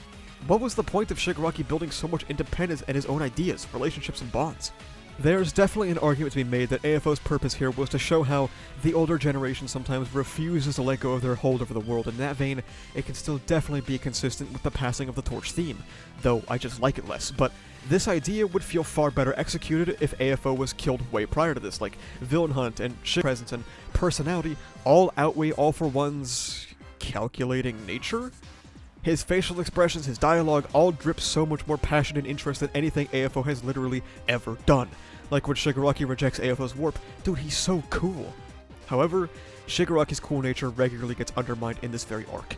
Every time Shigaraki's about to do something cool, we get robbed of his moment because someone else cuts in and does something cool, or we just cut away from the fight entirely. Shigaraki comes back, cut to Toga, see a panel of him, cut to Iron Might, see a panel of him, cut to Bakugo, but don't worry, Shigaraki gets one raw panel every 3 months. When All For One finally turns into sperm and dies, Shigaraki says he feels grateful to him?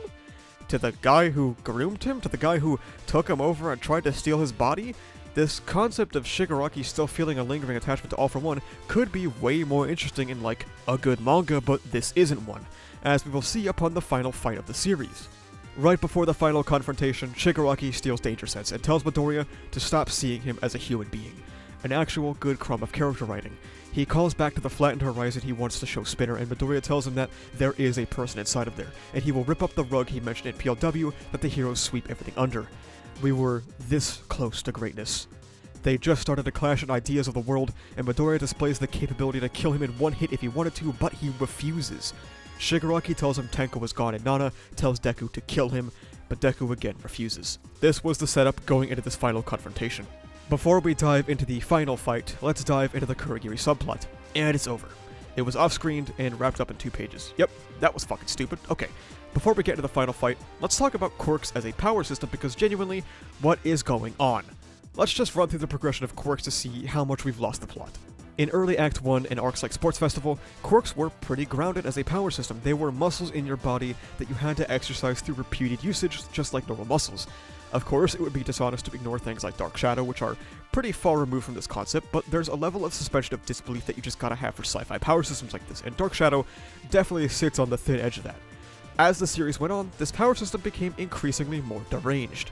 Quirks as powers themselves just grew into incomprehensible areas, starting with Dark Shadow, then moving to things like Overhaul, which is pretty crazy, then moving to things like Rewind, which is even more absurd, to things like reality and manipulating New Order, and now quirk magic through the vestiges, which is a whole topic we gotta get into.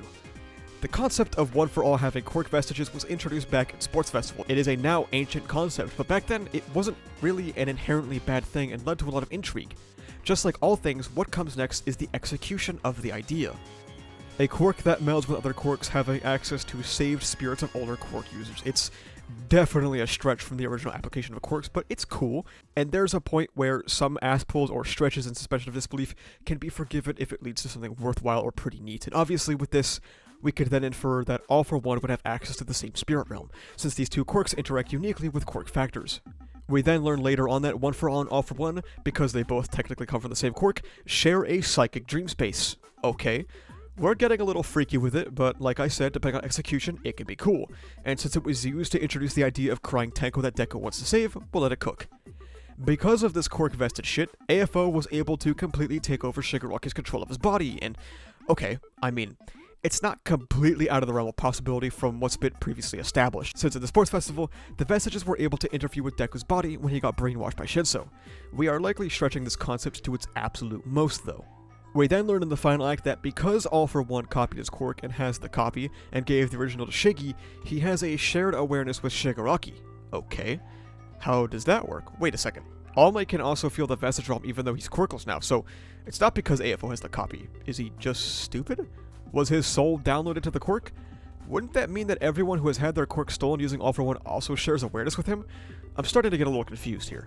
Also, what the fuck is a quirk copy? How does it even work? How have All For One and Dr. Garaki had the capability to copy quirks for tens, if not 100 years, but nobody else does?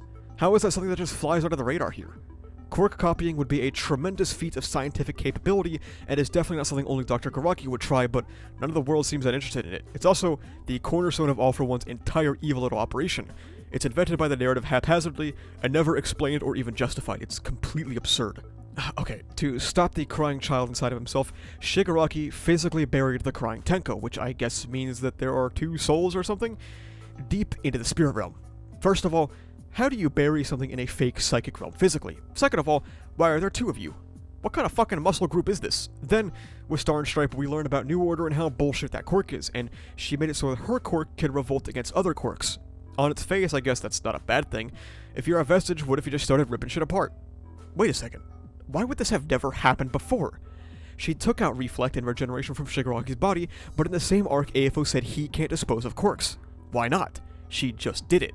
The quirks then rebel later on in the final arc, and he opens his big comedy chomper and bites that exist inside of their enemy that only aid them by not killing each other. The other quirks also fought back and killed SNS, so it's possible to kill other quirks, is it not? This doesn't make any fucking sense. Near the end, it's revealed that Star and Stripe's only impact is that she left a little scar on the physical burial of Tenko, the Tenko core that doesn't really make any sense, and didn't need to be cracked open to begin with, considering this was a problem created to be solved by SNS that she barely solved. Shigaraki also climbs back out of AFO suppression and takes back over the body. Where the fuck was Shigaraki buried? Another core? Can you just keep doing that? Rewind for one's main goal then becomes to head to Shigaraki to transfer him the copy of AFO, because then he will have complete and total control over Shigaraki. Is that because there will be 2 AFO vestiges? How does that even work? Soul duplication? Dude, weren't these muscles? Also, AFO was somehow entirely unaware that Shigaraki took his body back at first, even though it was mentioned earlier that they share a consciousness and worked together using that shared space before. I feel like you would only notice that, but whatever. Jesus, man. Shigaraki then steals Danger Sense from Deku, so I assume he finally met the qualification to have enough rage to overpower One For All's rule of it not being stealable, which also doesn't make sense, but it's also something that we accepted a long time ago, so whatever. But how can Shigaraki take one quirk at a time? Even though One For All is all one quirk. Because if it weren't all one quirk, it was explained earlier before Villain Hunt that Deku would die because bodies can't sustain more than one quirk for too long. So he reached into the quirk and took a piece of it. That's definitely not strange. Back to the Tenko scar, Star and Stripe appears in the Vestige Realm again for like 0.1 seconds, even though she's dead. I guess she just had one more in her. Also, All Might sees her, again reinforcing that this shared space is completely made up because he's quirkless. It's explicitly stated that Regeneration cannot heal the scar because, yeah, why would it be able to? It's a psychic dream scar, but it's treated as if it's an exception and the rest were healable. Quick question, why the fuck was the rest healable? Anyway, the plan to stop Shigaraki is for Deku to transfer individual quirks of One For All one by one to attack that scar, because the vestiges will pry it open. Sure, you know what? Fuck it. At least it's not batshit insane. And then immediately after it's clarified that's not what they're doing, Deku is transferring them hard enough to shatter the vestige into nothing and ripping the scar. First of all, how do you transfer a quirk really hard? Second of all, how do you transfer the quirks individually? Third of all, why does this kill the vestige? Fourth of all, AFO can't destroy quirks, but Deku can? As they go through with this completely batshit plan, the memories of Deku and Shigaraki link, for some reason, and they both experience aspects of their lives. Not just that, but anything that happens here actually happens in real life, like some fucked up you die in the game you die in real life premise. Because Deku almost gets hit by a fucking truck. Okay, quirks don't make any fucking sense, and it's about to get worse. Let's talk about the final confrontation. So, Midoriya is told to give up One For All in order to damage the Tenko core and accepts with no thought to reflection of his own. In fact, Nana is the one who gets to talk about how sad Deku must be, and then yippee, remember it's that thing that happened 100 chapters ago now. That was cool. Anyway, they fight for a bit, and Deku starts transferring the quirks one by one, and this makes them start seeing each other's memories for, as we established earlier, some fucking reason. While I'm not inherently opposed to this, what it feels like is a lazy band-aid solution for the fact that Deku and Shigaraki never had any meaningful relationship. Imagine how much harder them seeing these things would hit if they did know each other more than you know the gas station attendant. What's really strange is that the plan starts with giving Shigaraki Gear Shift, one of Deku's most powerful quirks, under the speculation that the backlash will be taken from Midoriya and given to Shigaraki. Why the fuck does that work, and what if it didn't? You're dead. How about Smokescreen, or how about the All Might vestige that you can apparently transfer despite it having no quirk attached to it? Why are we giving up one of our only tools for winning? Forced tension? We flash through a bunch of their memories, which you might think, hey, surely this is leading to some greater character conflict now that they both know each other's upbringings and relationships, especially after Shigaraki talks about how he wants to be a hero to his friends, the villains, but nope. Midoriya just grabs fake Tenko's hands to stop him from killing his sister, repeats the same thing he has already said a million times, which is supposed to be his I am here moment somehow, and then All For One is back. Dude, come on. My Hero Academia has had a lot of fan theories. A lot of them are absolutely dog shit, like Bakugo, the theory that the second user was Bakugo who went back in time, or Dad for One, which was about All For One being Deku's dad all along, or that All Might had a suit of armor in his suit, or that All For One manipulated Shigaraki's entire life and even gave him decay. Wait, you can't be serious. This and Dad for One were up there in the halls of the worst things that could happen to the story, and of course, Hori had at least one more in him. This reveal, or Chapter 419, is the start of a never-ending decline of this final battle. We learn that All For One planned out Shigaraki's entire life, more or less. He met up with his dad because Nana is a fucking moron and never changed her or her son's last name. He somehow convinced Kotaro to fuck his wife and have a kid, which turned out to be Tenko, and then he spent years contriving situations where Tenko could be a hero so that he could develop heroic ambition, so not even that is his own. And then fanned the flames of his father's abuse, that too having All For One's involvement. Shigaraki's circumstances being the most extreme example of people with dangerous powers being neglected and outcasted, being bred in a society that inspires heroism, and being a victim of his father's hatred towards heroes, was all down to the very sex position Kotaro used on his wife, initiated by All For One. No longer a character made of a result of the circumstances of the world he was brought into, but the circumstances of one man. Shigaraki's entire fight about how we should improve society somewhat was proven wrong. Not for the accurate reason, which is that his methods are terrorism and should be redirected to other things, but because it's all For One's fault. The story's final obstacle isn't the legitimate flaws of this heroic society that we have painted over the past 419 chapters, it's one guy, who capitalizes on the faults of Hero Society, but the only purpose of All For One's involvement is to water down the message, and to take away from hard questions Deku and Shigaraki would have to face, as their goal becomes to take down All For One, rather than have any meaningful dialogue about their situation and how they wound up here. Not only did all of this happen, but we finally got an answer to my age-old question of, why didn't All For One take Overhaul? Well, here's the funny thing, he did. 20 years ago. He just made it shittier, didn't actually use it himself, and gave that shitty version, without reconstruction, to Shigaraki to form Decay. Literally, what the fuck, man? First of all, how can you split a quirk in half? Second of all, where's the Overhaul vestige if that's the case? Did they surgically get rid of him? Follow-up question, if so, why not do that for every single quirk so they can't fuck around in the vestige realm? I can't help but be left to wonder what the actual fucking point of Decay being Overhaul is. Does it improve the dynamic between Shigaraki and Overhaul? No, it just makes it explicit. Is it because eventually Shigaraki will unlock the other half of it and learn to rebuild? Nope. Does it actually mean anything for his quirk? No. Does it do anything for All For One besides make him look like a fucking moron? No. Does it help with our world building? No, it in fact does the opposite by making even more characters connected, and removes the parallels that Shigaraki had with someone like Eri who has a quirk mutation, because even Shigaraki's quirk was made by someone else. This is also how we find out that Shigaraki did have a quirk initially, it was just taken at birth. Deku and Shigaraki are a dynamic that is entirely formed upon parallels, their circumstances growing up, their mostly quirkless experience, and their parallel growth. With this reveal, the parallels have been damaged significantly. They did not have the same circumstances growing up, as Shigaraki was the product of one man. Shigaraki was born with a quirk. Their parallel growth was for nothing because Shigaraki stopped being a character.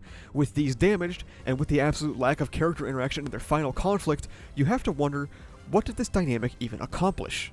As we ponder this question, Shigaraki gets body jacked again. This time, however, All For One claims that Shigaraki's spirit is dead, and with it, the Decay quirk is gone. That's right, AFO destroyed a quirk. Interesting. With Shigaraki completely usurped, we are left to accept that All For One is the final antagonist of My Hero Academia. An extremely uninteresting, lackluster, underwhelming, parasitic character who is the weakest of every dynamic he has, who only takes away from every situation he is put into, and at the end, contributes nothing to the story as a whole. As we discover this, Deku gets up to fight him, but he somehow took actual damage in the made-up mind realm and his arms are completely gone. Holy shit, stakes? Let's just not turn the page a couple of times. Yep, let's soak in the moment. Something bad has finally happened to Midori Izuku. Something bad finally happened in My Hero Academia. That's awesome. Okay, I think I'm ready. Let's go ahead and flip. Oh, okay. It's, okay. Why? Why did we do this? Well, obviously, if we don't give him his arms back, he can't fight. Duh! This, by the way, is not a straw man. This is genuinely the most common response that I've gotten, and like, okay, sure, not really addressing the root cause, unfortunately. Some people like to coddle or baby authors and follow the just a little guy ideology, where they are not actually the one writing the story. And I think some people might be genuinely confused and think that these things actually happened. Just so you guys know, Deku is not real. He did not really lose his arms, and he did not need to be rewound to fight. All of these things were decided by this guy, you know, the author.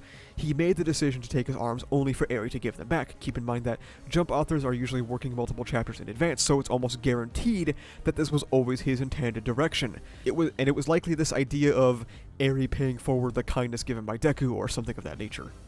This entire arc has been everyone paying Deku's kindness forward, and I don't think we had to include the literal child in the war to show her gratuity towards Deku. She could just do whatever the fuck 5-year-olds do. Hori retroactively proved all of the people who slander Eri correct because, indeed, her only purpose was to be used as an undo button for narrative consequences. How about we just don't take his arms and don't try to pretend that this is some grand, hard-hitting moment? It's funny, when he first lost his arms, everyone on Twitter was shitting on me or people like me because, haha, you guys always say that there's no stakes in MHA, well look at that, Deku lost his arms, and then the next chapter dropped, and he got them back, and then it became, well, what else was gonna happen? He can't fight with no arms. Just a fucking joke of a community. Back when Bakugo first died, we were supposed to believe his revival was delivering a ham-fisted message of the older generation protecting the newer generation, unless you're the big three because you're 18 now and can go die in a war. This chapter shows that teachers will help you permanently mutilate yourself and your quirk to heal someone, even if you're a fucking toddler. What happened to Villain Hunt's messaging of not pushing yourself past the point of no return? You aren't supposed to be killing yourself to save others, but now Eri's quirk is allegedly permanently damaged. Also, a little girl with extensive trauma from being mutilated has to once again mutilate herself to save the day. Very cool. Her damaging or losing her quirk defeats the purpose of her arc, which is learning to love herself, quirk and all, and believing that she isn't a monster. And just like Deku said, the application of her quirk can save people, and it's something that she can work towards being a boon to her life. Just kidding, chop it off. And why does this even fucking work? It's completely detached from her body. Why does stabbing someone with it make it work? If Eraserhead just dropped the horn, would he rewind like a leaf by accident? This arc is so fucking bad, dude. Not even Culture Festival is sacred anymore. At the same time, we also learn that One For All is gone, and Deku is fighting purely with the embers of One For All, just like All Might did in Act 1. Quirkless Deku is an entire can of worms we'll get to in the epilogue, because good lord. Anyway, I know we just started talking about the final confrontation, but this is where it ends. No, seriously, it's about to end. Deku is cheered on by all of his friends and pushed forward as he rushes to the bodyjack Shigaraki and punches him. That punch, quite literally, kills him. No interaction, no relationship, no conversation, and their final moments aren't even between them, but a punch between Deku and All For One.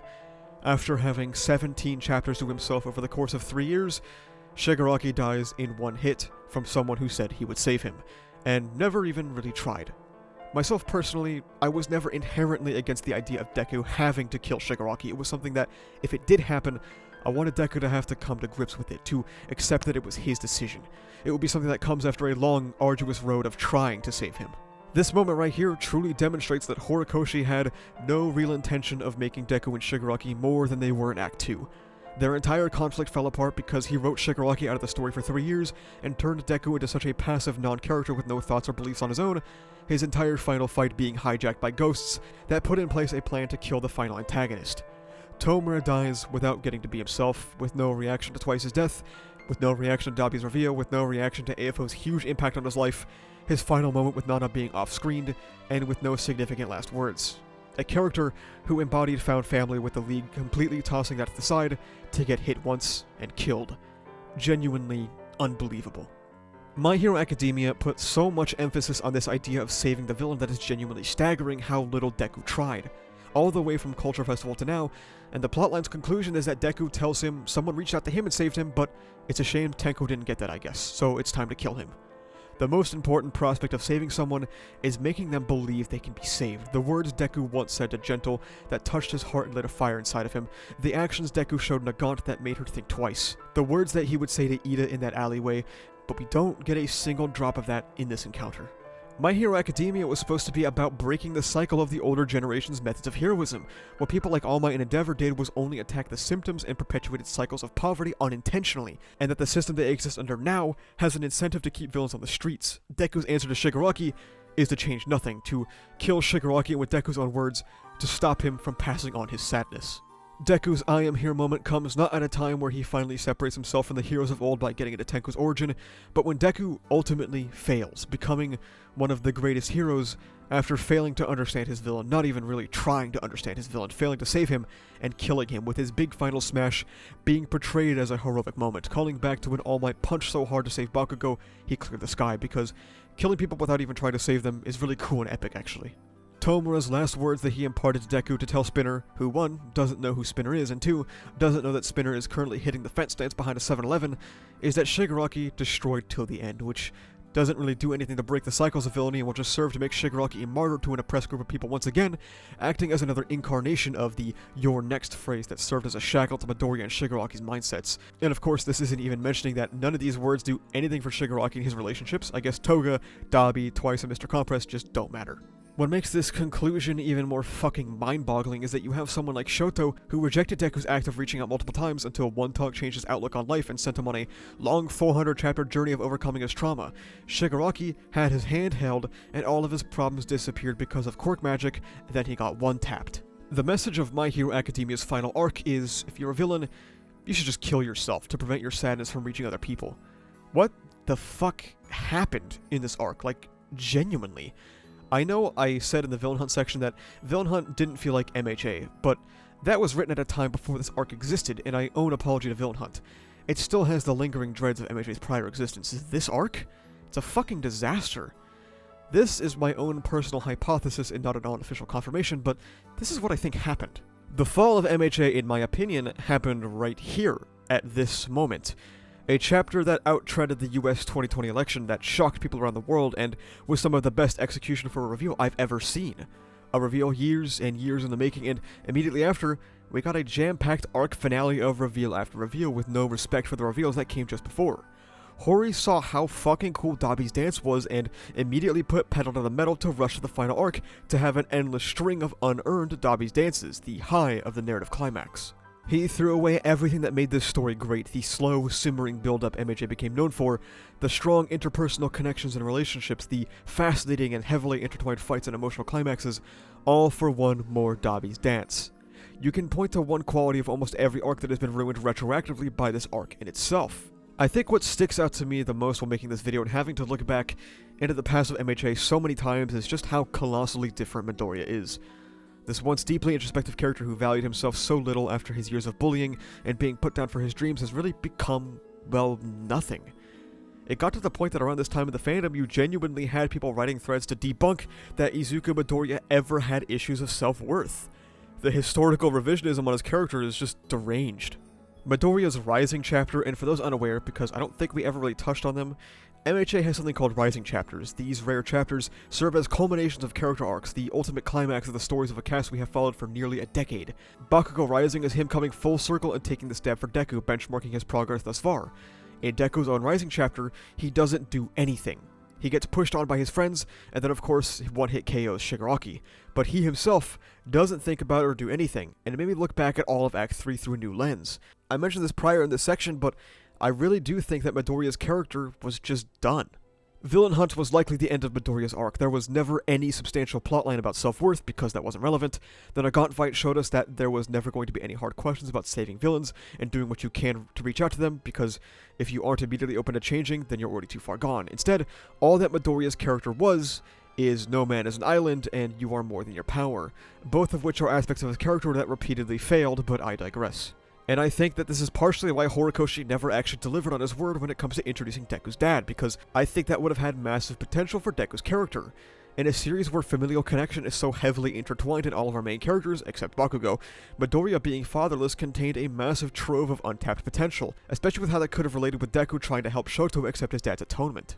Shigaraki and the League of Villains at large also did not deliver by any means. The group, once brought together by joint struggle, people that fell through the social safety nets and found each other, end up largely not caring about one another by the end of it. Gone are the days of Shigaraki raging on behalf of Twice, or Shigaraki remembering what they wanted sushi, or people telling Toga to return to them. Now, none of them think about each other in their apparently final moments. Twice's demise still goes largely untapped. Magne was forgotten. Nobody really cares that Spinner was turned into a giant brain-dead monster. Nobody gave a shit that Shigaraki was body-jacked and became a flesh being. And holy shit, who remembers Mr. Compress? You know, the guy who ripped his ass out to save the League? Who thinks about him? Certainly not Horikoshi. Villain Hunt as an arc in itself has just been completely trodden upon, which is crazy because it wasn't that long ago. And what's really crazy is that Midoriya asked Muscular more about his past and reasonings than he does anything with Shigaraki. At the beginning of MHA Retrospective 1, we go through some of the core thematics of the story. If you remember those, you win a PS Vita. Number 1 was, What does it mean to be a hero? A hero was someone who could break through people's darkest moments, people who would try to put a smile on someone's face when the sun could not be seen. Being a hero meant putting yourself out in the open, to act as a beacon to those lost and in need of service, to recognize others' pain and do what you can. How did the central theme end up? Well, just about every villain's fucking dead. Midoriya did nothing to save Shigaraki, deciding to kill him randomly as fuck. Toya is to be determined. Ochako reached out and tried to save Toga, but Toga still never saw a way out of her circumstances and probably killed herself. Kurogiri gets one-tapped by Bakugo for some reason. Spinner had Neuralink installed in his mind and will likely never be the same again. The only people that were saved were Aoyama, who came from an initial position of extreme privilege besides being quirkless, and Lady Nagant, who is quite literally the exact example of someone that the MHA fandom at large wants dead because they kill people, but Nagant is hot, so she can turn over. This massive disconnect, well, I guess at the end of the day, it wasn't that much of a disconnect, but this difference between what MHA was putting out there and what the fandom believed to be the case is kind of staggering. If you kill someone, you should be put to death. A general fan opinion that came to be after a lot of die-hard MHA fans split off from the community over the course of the tragedy known as Act 3. I'm not sure how, but My Hero Academia managed to attract the biggest bootlicker fan base towards the end of its run that it might as well have been renamed to My Death Penalty Academia. A complete rejection of the series' idea up until this point, which I guess goes to show you that the series turning heel was in fact real. Because fandom discourse went from, oh man, I wonder how Deku's going to save Shigaraki, to Deku should kill all the villains because killing people means he should be executed by the state. But Nagant was, strangely left out of that every time, but okay. You could argue it's because she did have a change of heart eventually, then you remember that they're still advocating for Toga's death even after her giving up her life to save Ochako, because she killed billions or something. So I guess being a hero is when you ignore the systemic issues that led to the problem in front of you, and you repeat the previous generation's failure by punching the problem in front of you as hard as possible, because when the state kills people, it's cool. Monopolization of violence and so on and so forth, and we just keep it pushing until we see someone steal a packet of Skittles from the corner store and hit them with a 100% smash. Number 2 was societal discrimination, referencing the plight of the quirkless, the charged impressions of people like Shinso, and of course Spinner and Shoji. Well, it definitely still had this theme, but as we saw in the final war, it was a complete and utter fucking disaster. Not only did we have agents of the state say, hey, have you guys tried waiting for things to get better? And of course, you can't forget Horikoshi turning the main villain of the plotline into a brain-dead monster. Very good representation of differing viewpoints there. When it comes to the social fallout that some quirkless people face, well, that never really mattered again outside of Aoyama's rich parents not wanting to be looked at strangely for having a quirkless son, which is an appreciated aspect of the more or less abandoned aspect of the world, but it feels like that there could have been so much more thought put into it, especially with Deku finding out Aoyama was born quirkless too, but they never have any conversation about it, and the only person who makes a comment about it is fucking Bakugo. It's just another sprinkle on the cake way too overloaded with sprinkles, known as the missed potential of Izuku Midoriya, a character I once was really invested in. I won't write number 2 off as like a complete and total failure, because My Hero Academia did at least somewhat try to include this in the overarching story. It just sucked. Number 3 was the pressure of expectation, and unless I'm forgetting something, I don't think this one was really fumbled actually. Number 4 was passing the torch, and good lord. Let's just say this one was usurped at every possible opportunity after Act 2. Right when Shigaraki and Deku would have become their best versions of themselves, Shigaraki gets his body hijacked for the rest of the story by the worst character in My Hero Academia, then Deku's brain leaks out of his ears after having to listen to Aoyama talk for more than 30 seconds, and his will gets hijacked by dead people. For most of the story, the Todoroki plotline focuses on Endeavor rather than Shoto, of course until its conclusion. Then you have All For One and All Might fighting again to really rub your face in the fact that this message doesn't really matter anymore, with All Might audibly saying that this was always his fight because, truly, progression has never happened. I think I mentioned this earlier, but in a more competent story, the older generation creeping back in because they refuse to relinquish control would be an interesting twist on the premise until you have the good guys doing it too, and that's supposed to be like cool and epic. And even if that is the point Horikoshi was going for, the damage it did to the story was not fucking worth it. Number 5, the final one, was reaching out and connecting, specifically how hands are used to represent forming connections with people to save them. Alternatively, you could use those hands to kill someone, as Horikoshi made it clear. If not someone else, then most certainly yourself. You are only worth forming a connection with if, you killed a lot of people, but you did a year or 2 in prison. If anything else, we're hitting you with the guillotine. I think that's enough harping on the final arc itself, and all the things it retroactively ruins. There's really only one thing left to talk about, which is crazy to think about. We're actually at the very end of a series that used to be so important to me. Let's get to the final part, the epilogue, but first, an intermission.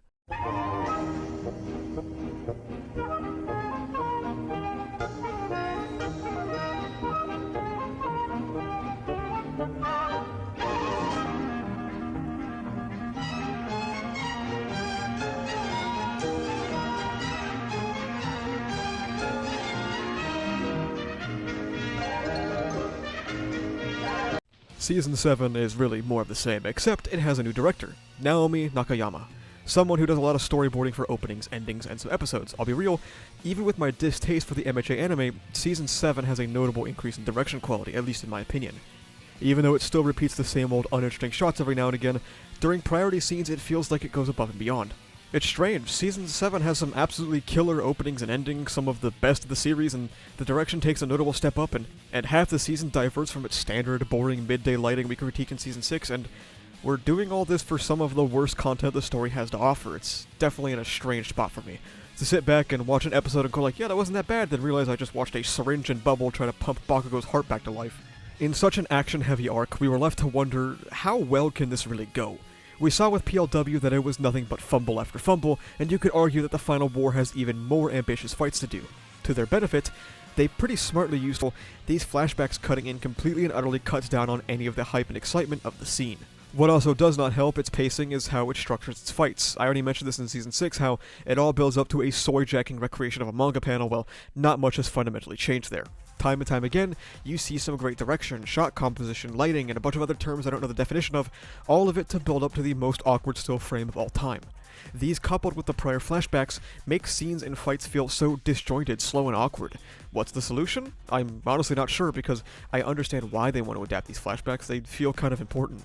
The change in lighting with the clouds coming in after Bakugo's death really shows just how much better the MHA anime can look when it's not permanently marred by midday lighting, and also lighting that lights up those hideous, ugly backgrounds by Musa. That, coupled with the direction, is an unfortunate look into what the MHA anime could have been over the years, instead of the largely hard-to-look-at mess it devolved into. I mean no disrespect to the staff when I say that, because they are working their absolute hardest with the time they were given. The time that they were given by the higher-ups is just never enough. Season 7 is a marginal step up from Season 6 so far, and it's kind of bizarre to see a period where the manga and the anime were in the same arc. Lets you know how ludicrously long the final arc is. The season hit its emotional beats fairly well, and the improved direction helps a lot even if MHA is still failing to hit its visual mark, at least for me. It's nice to see it have an uptick of improvement, but sad to see it come so late, and for content I am so uninvested in that after this video comes out, I'm probably never going to watch this anime again. That's enough stalling. I guess we should get to what people really came here for. I don't draw with the intention of conveying a message because of current social situations or the real world. I draw with a sense of responsibility towards the world of MHA. I'm always thinking about how I can make the manga interesting.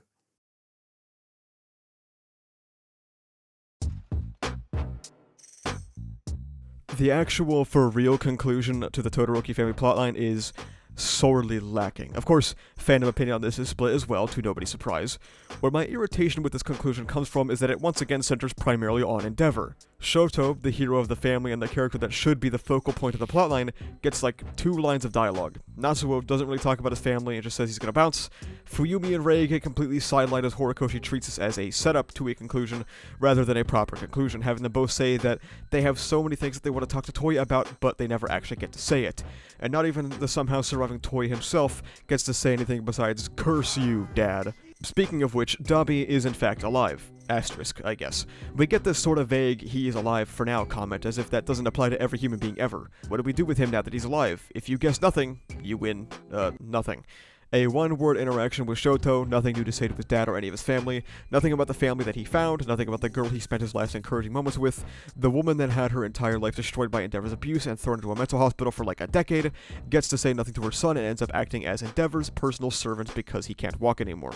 Even down to the final chapter, we see Endeavor just kicking it with the sidekicks as Rei continues to push him around his wheelchair. It perfectly encapsulates the issues of this plotline. We're given no confirmation on Toya's death, we're given no closing remarks from Rei and Fuyumi, despite them wanting to speak with Toya, and we're not even given a final scene with Shoto, completely glossed over as we barrel towards our rapid conclusion. We also get some wonderful information that Hawks wanted to reach out and give Lady Nagant a government job.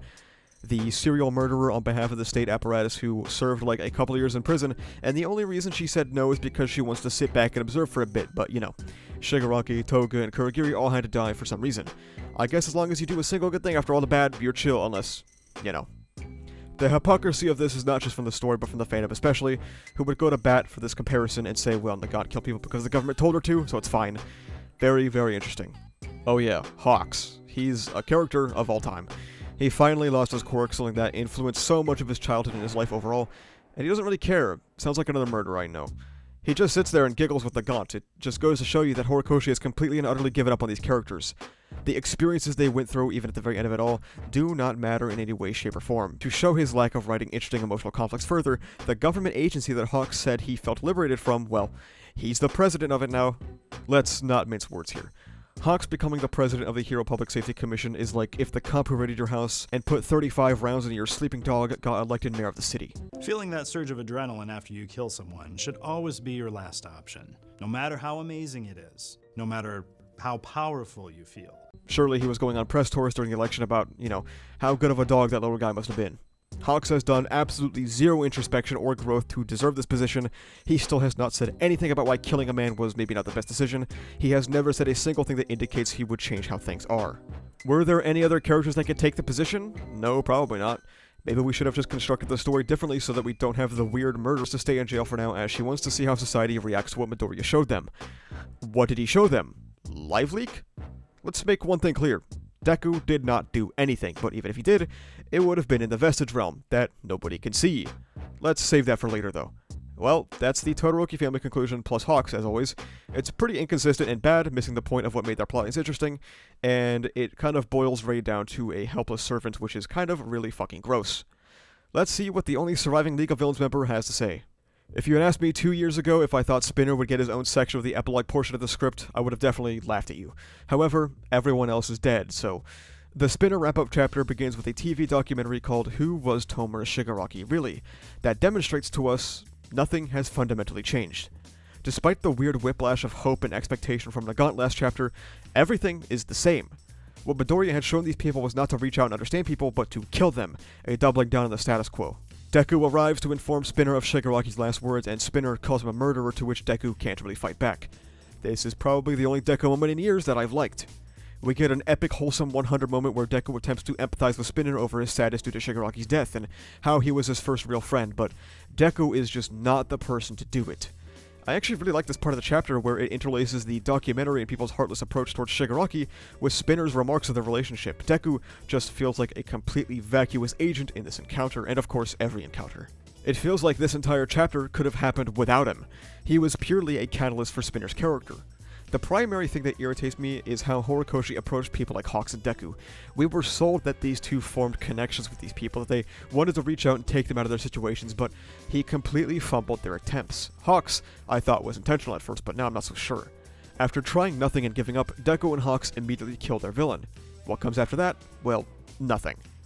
We're thankfully seeing the aftermath of Shigaraki's death on Spinner, but what about the guy who did it? This is the exact same thing that happened with Hawks. He killed him, and got to wax poetic after his demise about how good of a guy he was, and how he understands Toga's rage towards him, but it's never reflected through his actions or the rest of his words. Wow, Twice really was a great guy, huh? He could have been, but you robbed him of the opportunity for growth and atonement. Deku killed Shigaraki, and is now getting to daydream after his demise, about how he touched the League's hearts and how he'll never forget him. It's a completely toothless, half-baked implementation of the aftermath of a death that avoids all the hardest questions. Deku hasn't had to reflect on what he's done to these people, what he did to Shigaraki. He never attempts to make amends with Spinner, just passes a message and says, "I won't ever forget," while the blood still hasn't even dried on his hands. It's a very convenient out for these characters who have confirmed kills. You get a legal, and to some moral pass to kill these people, and you get the opportunity that the dead will never have, the opportunity to think about what could have been. What happened to the Deku that had deep introspection about his failure to save Bakugo, about Ochako and Sports Festival? Thinking about the kind of hero he wanted to be in Overhaul. Cutting to the villains, there is something extremely off-putting about the idea that Tomura had nothing to say to any of the League of Villains besides Spinner, something even Spinner can't believe. We call the League a found family a lot throughout these videos, but at this point, they haven't had any connection for 4 years, which is nearly half of the entire series. When things go on for that long, it leaves you to wonder if you were right. Even though Horikoshi clearly demonstrated that in the past and showed their bond multiple times, did he actually mean to do that? Was this really just a group of random people that had no affection for each other? Spinner has no input on Toga, whose fate is undetermined. He has nothing to say about Dabi or Compress or anybody else. Neither do any of these other villains. As this conclusion wraps up, Spinner says that he's going to write a book about Tomura Shigaraki's life, which, by the way, is exactly what All for One wanted him to do. Deku turns around and tells him to make it a comic book. Okay, dude, shut the fuck up. For some reason, his conclusion chapter also includes overhauls, which shows that through the super cool magic technology, they undid his boss's coma somehow, and Overhaul is going to spend the rest of his life getting berated. Question, why did we bring Overhaul back at all? If he wasn't reintroduced in Villain Hunt genuinely, what would have changed about the story? Whatever, I guess. The very dark chapter of a man grieving the loss of his only friend in life wraps up with a tone-deaf gag about Bakugo and Shoto being chased through the halls by the new first-year girls of UA. Very cool, Horikoshi. Let's check in on Toga. When we left off with Toga and Ochako, it was over a year ago, and we were left to wonder what actually happened. Toga transformed and started giving Ochako her blood, and we cut away for a strange amount of time, with Horikoshi going out of his way to never show the battlefield in full, as if he was hiding something. Strange camera angles, weird framing, and almost never cutting back to their fight as if he was trying to keep us guessing on Toga's fate. And now we know both Ochako and Toga's conclusions, and it's safe to say they are some of the worst in the entire story. Not even getting straight into the issues with Ochako, Toga died believing that there was no place for her. Twice his line about society having no place for insane guys like him was unfortunately vindicated. A character that was a clear-cut allegory for many people about the struggles of social acceptance and the struggles of sexual identity was killed with the feeling that there was no better place for her than the cessation of existence. No path forward, no light of hope moment, and nobody in this arc steps in when this act has so many moments of the common people stepping in, enough to integrate them into the hero billboard chart at the very end. Nobody steps in to stop a teenager from killing herself. Hawks doesn't get to step in and save his dying character. At least posthumously, the recording of Toga's sacrifice could be played worldwide to show people that things are changing. The camera ran out of battery, so nobody saw anything besides Toga stabbing Ochako. I see. Her suicide to save someone wasn't even recorded, meaning that Toga's death accomplishes nothing besides making Ochako's character fumble. I see. No protecting children, no civilians putting in work, no saving the villains, just a suicide of a gay girl that a lot of people could connect to and relate to. I see. Bakugo can survive getting his body blown up, Dabi can survive being turned into a husk, and Edgeshot can survive being turned into a worm, but Toga will dump all of her blood into Ochako in 5 seconds and kill herself instantly. Literally, why? 1, she's a female. 2, she's not a boy. And 3, and most importantly, she's a girl! With Toga's death confirmation in mind, we now know that Hori went into an arc where the heroes were working to try and save their villains, with the intent to kill almost all of them. This reveal is terrible for Toga, but Ochako would be dealt an even worse hand. Ochako failed not just one of her primary plotlines, but both of them.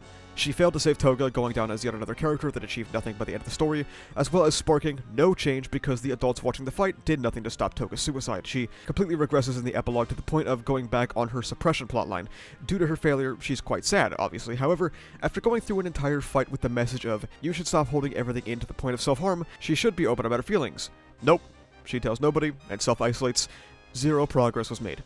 Deku notices this and goes to meet with her, and we all expected this to be the confession scene, no matter how tonally whack and out of place it would be, but Ochako doesn't even get that, after having just accepted her love for him. In fact, she never tells him, even in the final chapter. They simply do not get together. Ochako Uraka genuinely has no conclusion in the story. Both plotlines completely and utterly failed. Naturally, a lot of brain-dead fucking morons on Twitter cry that this is misogyny to have wanted Ochako to be open about her feelings with Midoriya because, we want her to be a housewife or something. That's not what people are asking for. What people are asking for is an actual follow-up on a plotline that spans a majority of the series' runtime. Having a plotline about repressing your feelings and how it's a bad thing, only to never stop, is indeed fucking stupid. It's good that she came to terms with how she feels for herself, but she never did a damn thing with those feelings when it comes to expressing herself. If they don't say that, they go one step further to permanently entrench Horikoshi's dong down their throats and say that Ochako getting over a high school crush is realistic, actually. You know, the manga that cares about realism. I agree that's realistic, but I have to circle back to a point I made during the final war. My Hero Academia is not real. I know I'm repeatedly shattering the hearts and minds of tens of thousands of internet losers and dweebs by reiterating this, but MHA did not happen, and Horikoshi does not know you. Deku completely hijacks her sadness to talk about his failure, and tells her, don't worry, Ochako, you'll just get him next time. Why are we supposed to get him next time? This was the next time. This entire story was supposed to be about the next generation, picking up after the failures of old and moving on to a more nuanced conclusion, but everyone besides Shoto straight up failed. Even at the very end of the story 8 years later, there's no real change, besides the Ochako-sponsored court counseling expansions, whatever that means. A formless reform of a system that led to the radicalization of Toga. Very cool. I can't lie, I had a hard time editing that Star and Stripe misogyny section because things got so much worse in the future, with Ochako's abject failure, Aries' self-mutilation, Rei becoming Endeavor's personal handler, and Momo's chest only being covered up when she becomes an adult. However, this video is already over 3 hours, so I'll leave this to the people who make video essays when the anime ends. Staying out the way. Okay, that boy clean, man. No, for real. So, Deku, he's a character. He is, in fact, a now quirkless character. The quirk that granted him his dream, that let him step into this ideal role in society, that let him dream bigger than anybody could have thought possible, that led him to the bonds he formed, it's gone. I can't imagine how Izuku Midoriya must feel about, oh, he doesn't care. He's just sad that Bakugo was sad. The character that routinely gets to hijack every single thing from Midoriya. Wow, Horikoshi really has it out for this kid, huh? The prospect of Deku feeling so little remorse over his quirklessness because he was always quirkless so he doesn't care that much just seems like a spit in the face to, like, everything. It's especially cruel to give your protagonist all these lofty ideas that you never let him execute and seemingly remove his power in dream in response. I can't help but read it in two ways. Either you're punishing him for trying something new, or you're punishing him for failing his goal that you made him fail because you didn't even make him try, while simultaneously gaslighting the audience into thinking he did by having All Might talk about saving his soul or whatever. Otherwise, what was it for? A cheap emotional moment that you didn't even follow through on? Was it because One For All was a power to destroy All For One and All For One doesn't exist anymore, so One For All doesn't need to? What about Deku trying to turn it into a power to save? Are we admitting that I've been right the whole time, and One For All and Deku both never changed? The power being kept to kill, and Deku being only a vessel to wield that power and nothing more? This is some cynical ass shit that feels completely at odds with what the happy-go-lucky epilogue is trying to tell us. Despite it being smiles, happy tears, and a joyful reunion at the end, Izuku Midoriya is kind of a grim story. He was granted a once-in-a-lifetime opportunity to become a hero despite being born quirkless, but was thrust into a battle that spans generations that has nothing to really do with him, that he didn't ultimately expect, and ended up making him just a tool to be disposed of with no proper reward once the conflict concluded. He was thrown into the hero machine, spat out, and told to fuck off once his dreams was done, until the series was at 11:59 on the clock, and it arbitrarily patched it up to give him an Iron Man suit. This way of viewing Deku's role in this world makes it all the more insulting that Horikoshi had him completely fumble. Ask yourself one question. What did the memory battle scene in the final war accomplish? If you answer nothing, you win a nearly 4-hour-long video essay that is nearing its completion. Deku saw Shigaraki kill his dog, but he didn't see the full extent of Shigaraki's household, the generational trauma that was propagating, and how nobody reached out to him on that day. It wasn't used for them to actually understand each other, as Shigaraki makes zero remarks about Deku's history. He doesn't even comment a single time on AFO setting up his entire life. Even though All Might will straight up lie to the viewer, and Deku will try to convince Ochako to keep reaching out, Izuku Midoriya never tried a single thing. He never reached Tenko Shimura's origin, nor his heart, and what's even stranger is that, like, nobody knows that. Deku never told anybody what his goal was. He never communicated to a single character besides maybe Ochako that he wanted to save that little boy, so the war concludes with everyone patting Deku on the back for punching someone into dust, while he continues on knowing he failed.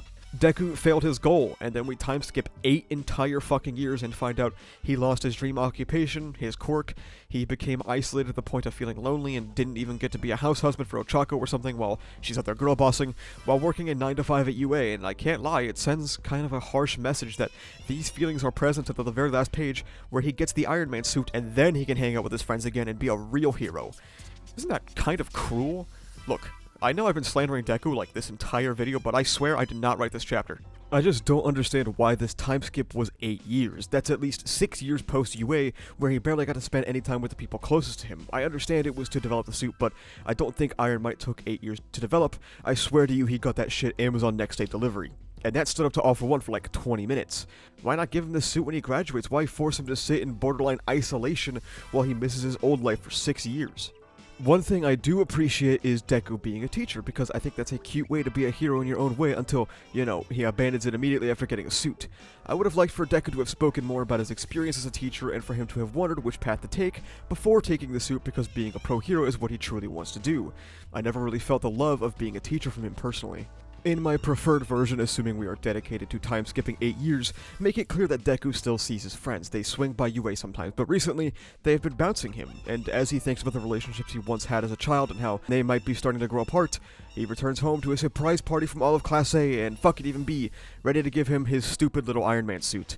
This helps quite a bit with this really grim, depressing ending for Deku. I also can't help but notice that for some reason, All Might's arc is like copy-pasted in Deku here at the end. All Might, a guy who lost his power, has to find his own method of being a hero.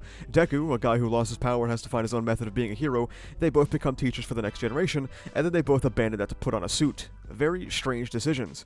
Well, we know the answer now, gang. You can be a hero without a quirk as long as you have a fuck ton of money and connections. Capitalism has truly never failed. Let's get into how Hero Society has adapted post-Shigaraki booming. So, when My Hero Academia started, what were things like? There was mass commercialization and commodification of heroics, toxic hero rankings pushed people to do unspeakable things for heroic clout and pay, discrimination not just on appearance but on type of quirk and even the quirkless of this world, the Hero Public Safety Commission killing people who threaten the status quo or the profit motive in any way, the complacency generated by All Might's heroic reign, quirk counseling focusing on prioritizing a nebulous idea of normalcy rather than actually helping people, and a lack of economic and social safety nets to catch people before they fall into villainy. Well, now that the manga is over, let's go ahead and highlight the things that have changed, and the things that haven't. Oh, that's not good. Let's start from the top here. The commercialization of heroism was something brought back up as far back as Season 2. It's first called into explicit question by Stain, who sees an inherent conflict of interest when it comes to heroics and the economy of heroism.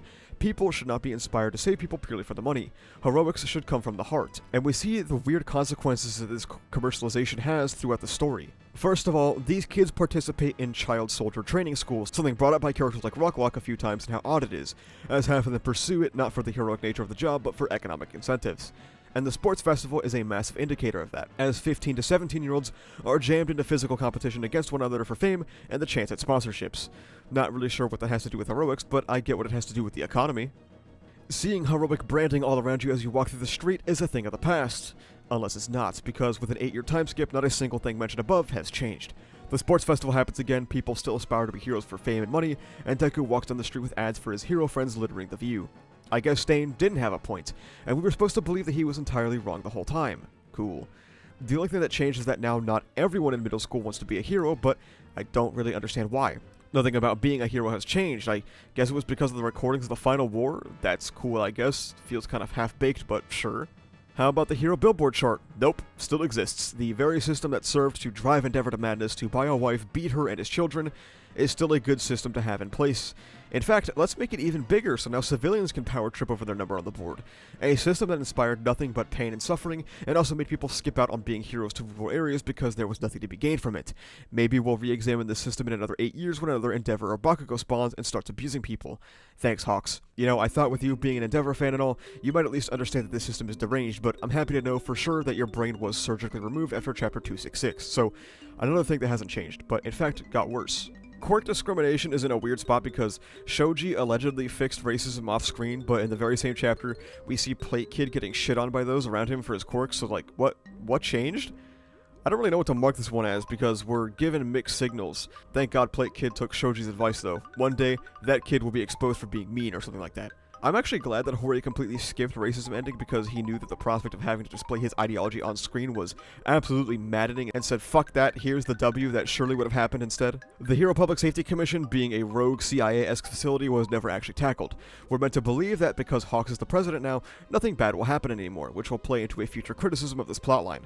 We're shown that nothing has realistically changed, however, and since Hawks missed a giant elephant in the nation known as the Hero Billboards, I'm going to say it's safe to assume this has remained the same. A murderer is in charge after all. I'm sure after a few years of pressure, Hawks will just go back to killing the problem, or Horikoshi will take the boring approach and say that there were just never any problems again, like he's doing with this epilogue already. The bystander effect was apparently patched by a hotfix, even though there is no reason for these people to reach out because Ochako and Toga's moment was deleted from someone's iPhone, and Deku and Shigaraki only fought in VR. So there's no real reason why they should feel inspired to reach out, especially because half the people interviewed don't understand Shigaraki's origin, but they do now. Thanks, Horikoshi. Unless you're Toga. Then we watch as you die. Court counseling was given no specifics and just expanded, you know, the system that radicalized someone to terrorism. Thanks, Horikoshi. Okay, but did the lack of safety nets improve? Nope. Sorry Twice 2.0 that spawns in a few years. When you're down on your luck, you're gonna have to go straight back to crime. Really, nothing that needed to be changed. But Horikoshi is trying to convince us it did. With Shoji's dialogue about how everyone should just try to take the moral high ground with racism, and Midoriya's dialogue about continually reaching out, I'm left to believe that Horikoshi's overall message is to prioritize change at the personal level, not the societal one. The onus is not on bad systems and structures to change, but for civilians of the world. My Hero Academia looks back on its 430 chapters of storytelling and puts the blame for all of society's problems, and creation of villainy in general, on the negligence, cruelty, and complacency of civilians, by extension even making the heroes failing their fault since the heroes got overworked and worn down by picking up the slack. The bystander effect was made by civilians not feeling the need to reach out. The overwork of heroes was because they didn't put in their due diligence. Quirk discrimination wasn't because of factors of the heroic occupation that would cause your only value to be how much money you could or could not make with your quirk, but because of bad actors.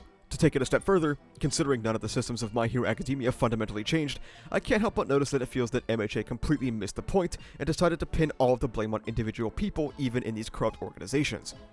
The HPSC is better now because Hawks is in charge. The billboards are better now because Mirio is number 1. Villainy has been solved because AFO died, not because the systems at large have been modified. Any system that has a good person at the top is an inherently good system. It also ignores the massive elephant in the room. Sure, we may have arbitrarily patched up the cracks people fall through to an extent, but we have introduced no new systems for the people that still do fall through and turn to villainy. What are we to do with them? Are we still killing them, or what's up? And this is why I feel that My Hero Academia's epilogue is so genuinely half-assed. We're given no solutions or changes to its biggest issues, told that things just got better for others, and completely missed the points of the things the series was criticizing just a few years ago. The very thing we discussed earlier, people's worries about everything being tacked to AFO so that he can be defeated and everything can be fixed? Yep, that is exactly what happened. Especially when it comes to Shigaraki, who had his societal failings stripped from him to be the product of one man. It really nails home how Horikoshi sincerely believes that there are no bad systems but bad people, as Shigaraki's hatred was retroactively made illegitimate. I cannot understate how fucking terrible this twist was.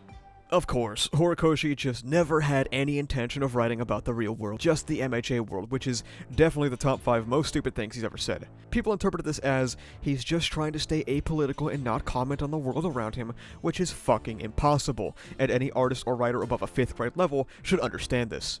Even if you are genuinely misled and sincerely believe this, please take a single second to think about the contents of My Hero Academia. Sure, he may not spend half his day on CNN going, this would work well in MHA, but it is undeniable that the series touches on multiple real-world issues that he is likely currently familiar with, like oppression against minorities, or the crumbling and ineffective social services, or the issues of domestic violence, or the issues of the bystander effect, or the issues with extrajudicial killings, or the commercialization of individuals, or the fact that he made Deku and All Might very obviously embody the very Japanese concepts of overwork. Whether you like it or not, when people write about what genuinely amounts to just modern society but with advancements in technology and superpowers, they are going to take inspiration from their life experiences and their material conditions. MHA is pumped full of Horikoshi's unconscious observations about modern capitalist society, as touched on throughout this entire section, but yeah, Horikoshi just didn't want to portray any real-life issues. Sure thing, bro.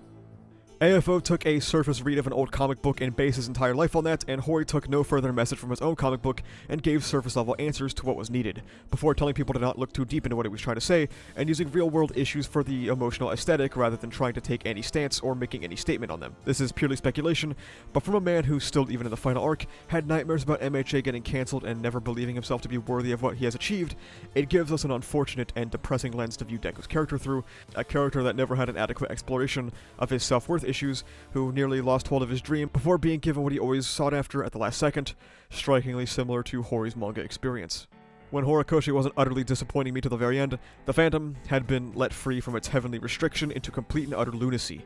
For most of the final war, the Phantom arguments died down because half the people involved in the community left due to continued and unending harassment if he didn't enjoy it.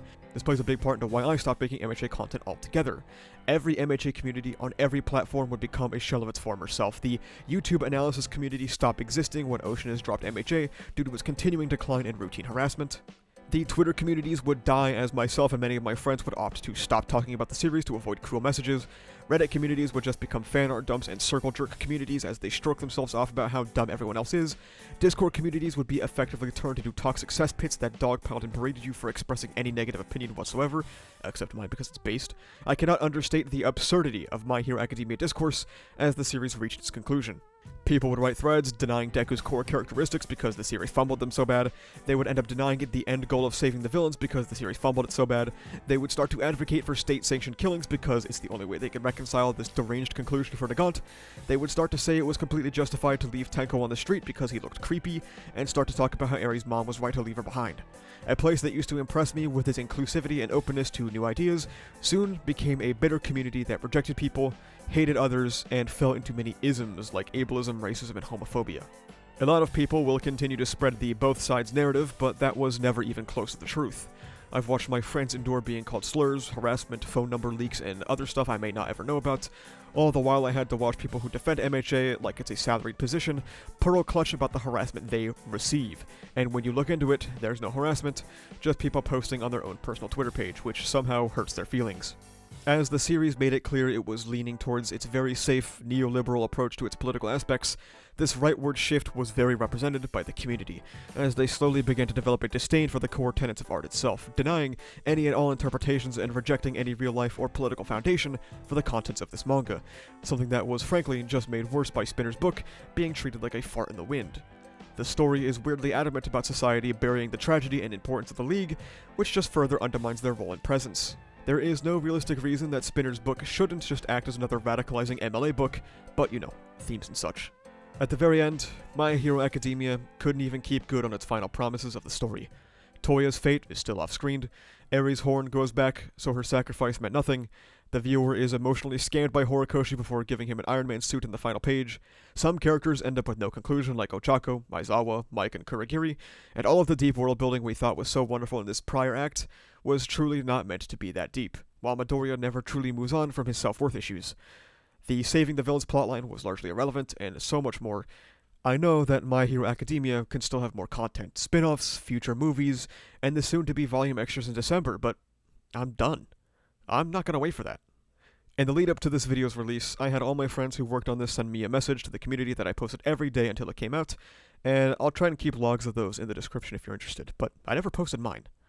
My Hero Academia played a forever important role in where I am today. Without it, I wouldn't have been able to build a Twitter platform that led to the YouTube channel you are all watching right now. It brought me to a place I had always dreamed of when I was younger. It brought me so many people that I can consider friends. Yuzakura-sensei, Gyro, Bubba, Naya, Brawny, Kampa, Sync, and so many others. When I first started My Hero Academia, I stumbled upon Oceanus' videos about the series, which really helped me build a deeper understanding and appreciation of its earlier content. He's the kind of guy where I look at his content and go, I hope I can ever make anything as great as he has, and has largely inspired me to do what I'm doing now, and I'm glad someone so inspirational is someone I can call a friend now as well. This series helped me build a community that plays a part in my everyday life, full of people that are understanding, accepting, and fun to speak with. There are all kinds of things about this community that I'm grateful for, but there are a lot I'm not. I wanted to make this final part for myself largely uplifting and positive, but the fact of the matter is, there are many people out there that engage in My Hero Academia that I am grateful to never have to see or speak to again. A lot of genuinely vile, cruel, and mean-spirited people that I hope can find something else in their life that doesn't make them so toxic. I wish I could leave the MHA fandom feeling more optimistic, but I have not been given a reason to. As for the series itself, I'm indifferent. I would say I'm thankful for introducing me to so many story ideas that I found captivating. If I didn't then find other stories that executed far better, I would say I'm thankful for it giving me so many fun and unique characters if it didn't kill them in front of me for the last 4 years. I would say I loved its social commentary if it ever tried to say anything meaningful. I would say I'm grateful for it giving me all these great people in my life if I didn't watch them feel hurt and betrayed by its final stretch. Do I have any thanks to say to Kohei Horikoshi? I guess. Thank you for nothing, but also thank you for everything. And for the series that shaped my young adult life, I guess that's all this video is about.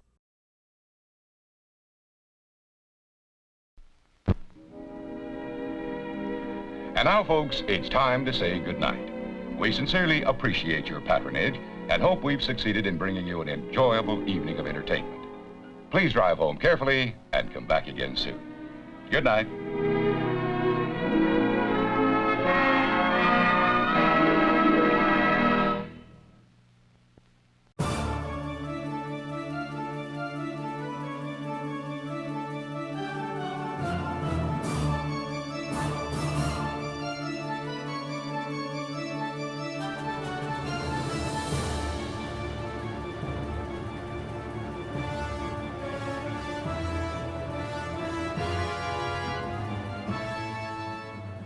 I think that no matter what happens, I will always love MHA for the experiences that it brought and the people that I've been able to meet, because there's a time where I was younger where I would never thought I'd be able to engage in these types of things. I think that anybody who feels like they either think MHA disappointed them or they love MHA is valid, no matter what is said, no matter what type of arguments and debates blow up on the internet. How you feel and how you choose to feel about MHA as a whole and as it ends is very valid.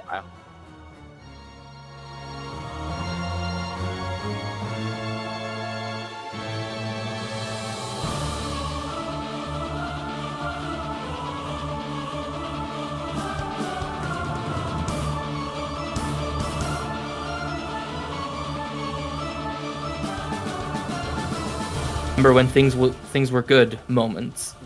And it's poetic, but it's also sad because obviously, I mean, I don't know how much this is going to factor into your retrospective, but Hori's clearly not having a good time anymore. He's not doing well. And I just sometimes think, like, here you have a man, an author, who's clearly not enjoying what he's doing anymore, or at the very least, who's horribly overworked. And what does he do? He starts reminding us and himself of a time when it was different. And under that lens, Act 3, as much as it upsets me, it also is just extremely sad. Yeah.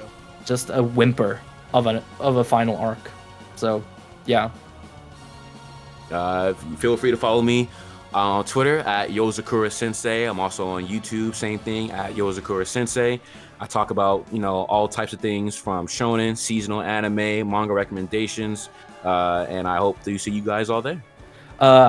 I'm Oceans, and I make content on YouTube nowadays primarily about Monster Hunter. If you enjoyed the Monster Hunter series of games and you want to see some biology documentaries about them, some speculative ecology and zoology, then yeah, I'm your guy. You can find me on YouTube at Oceans, Oceanis, and I'm occasionally on streams with Asa whenever I catch him and I feel like tormenting him.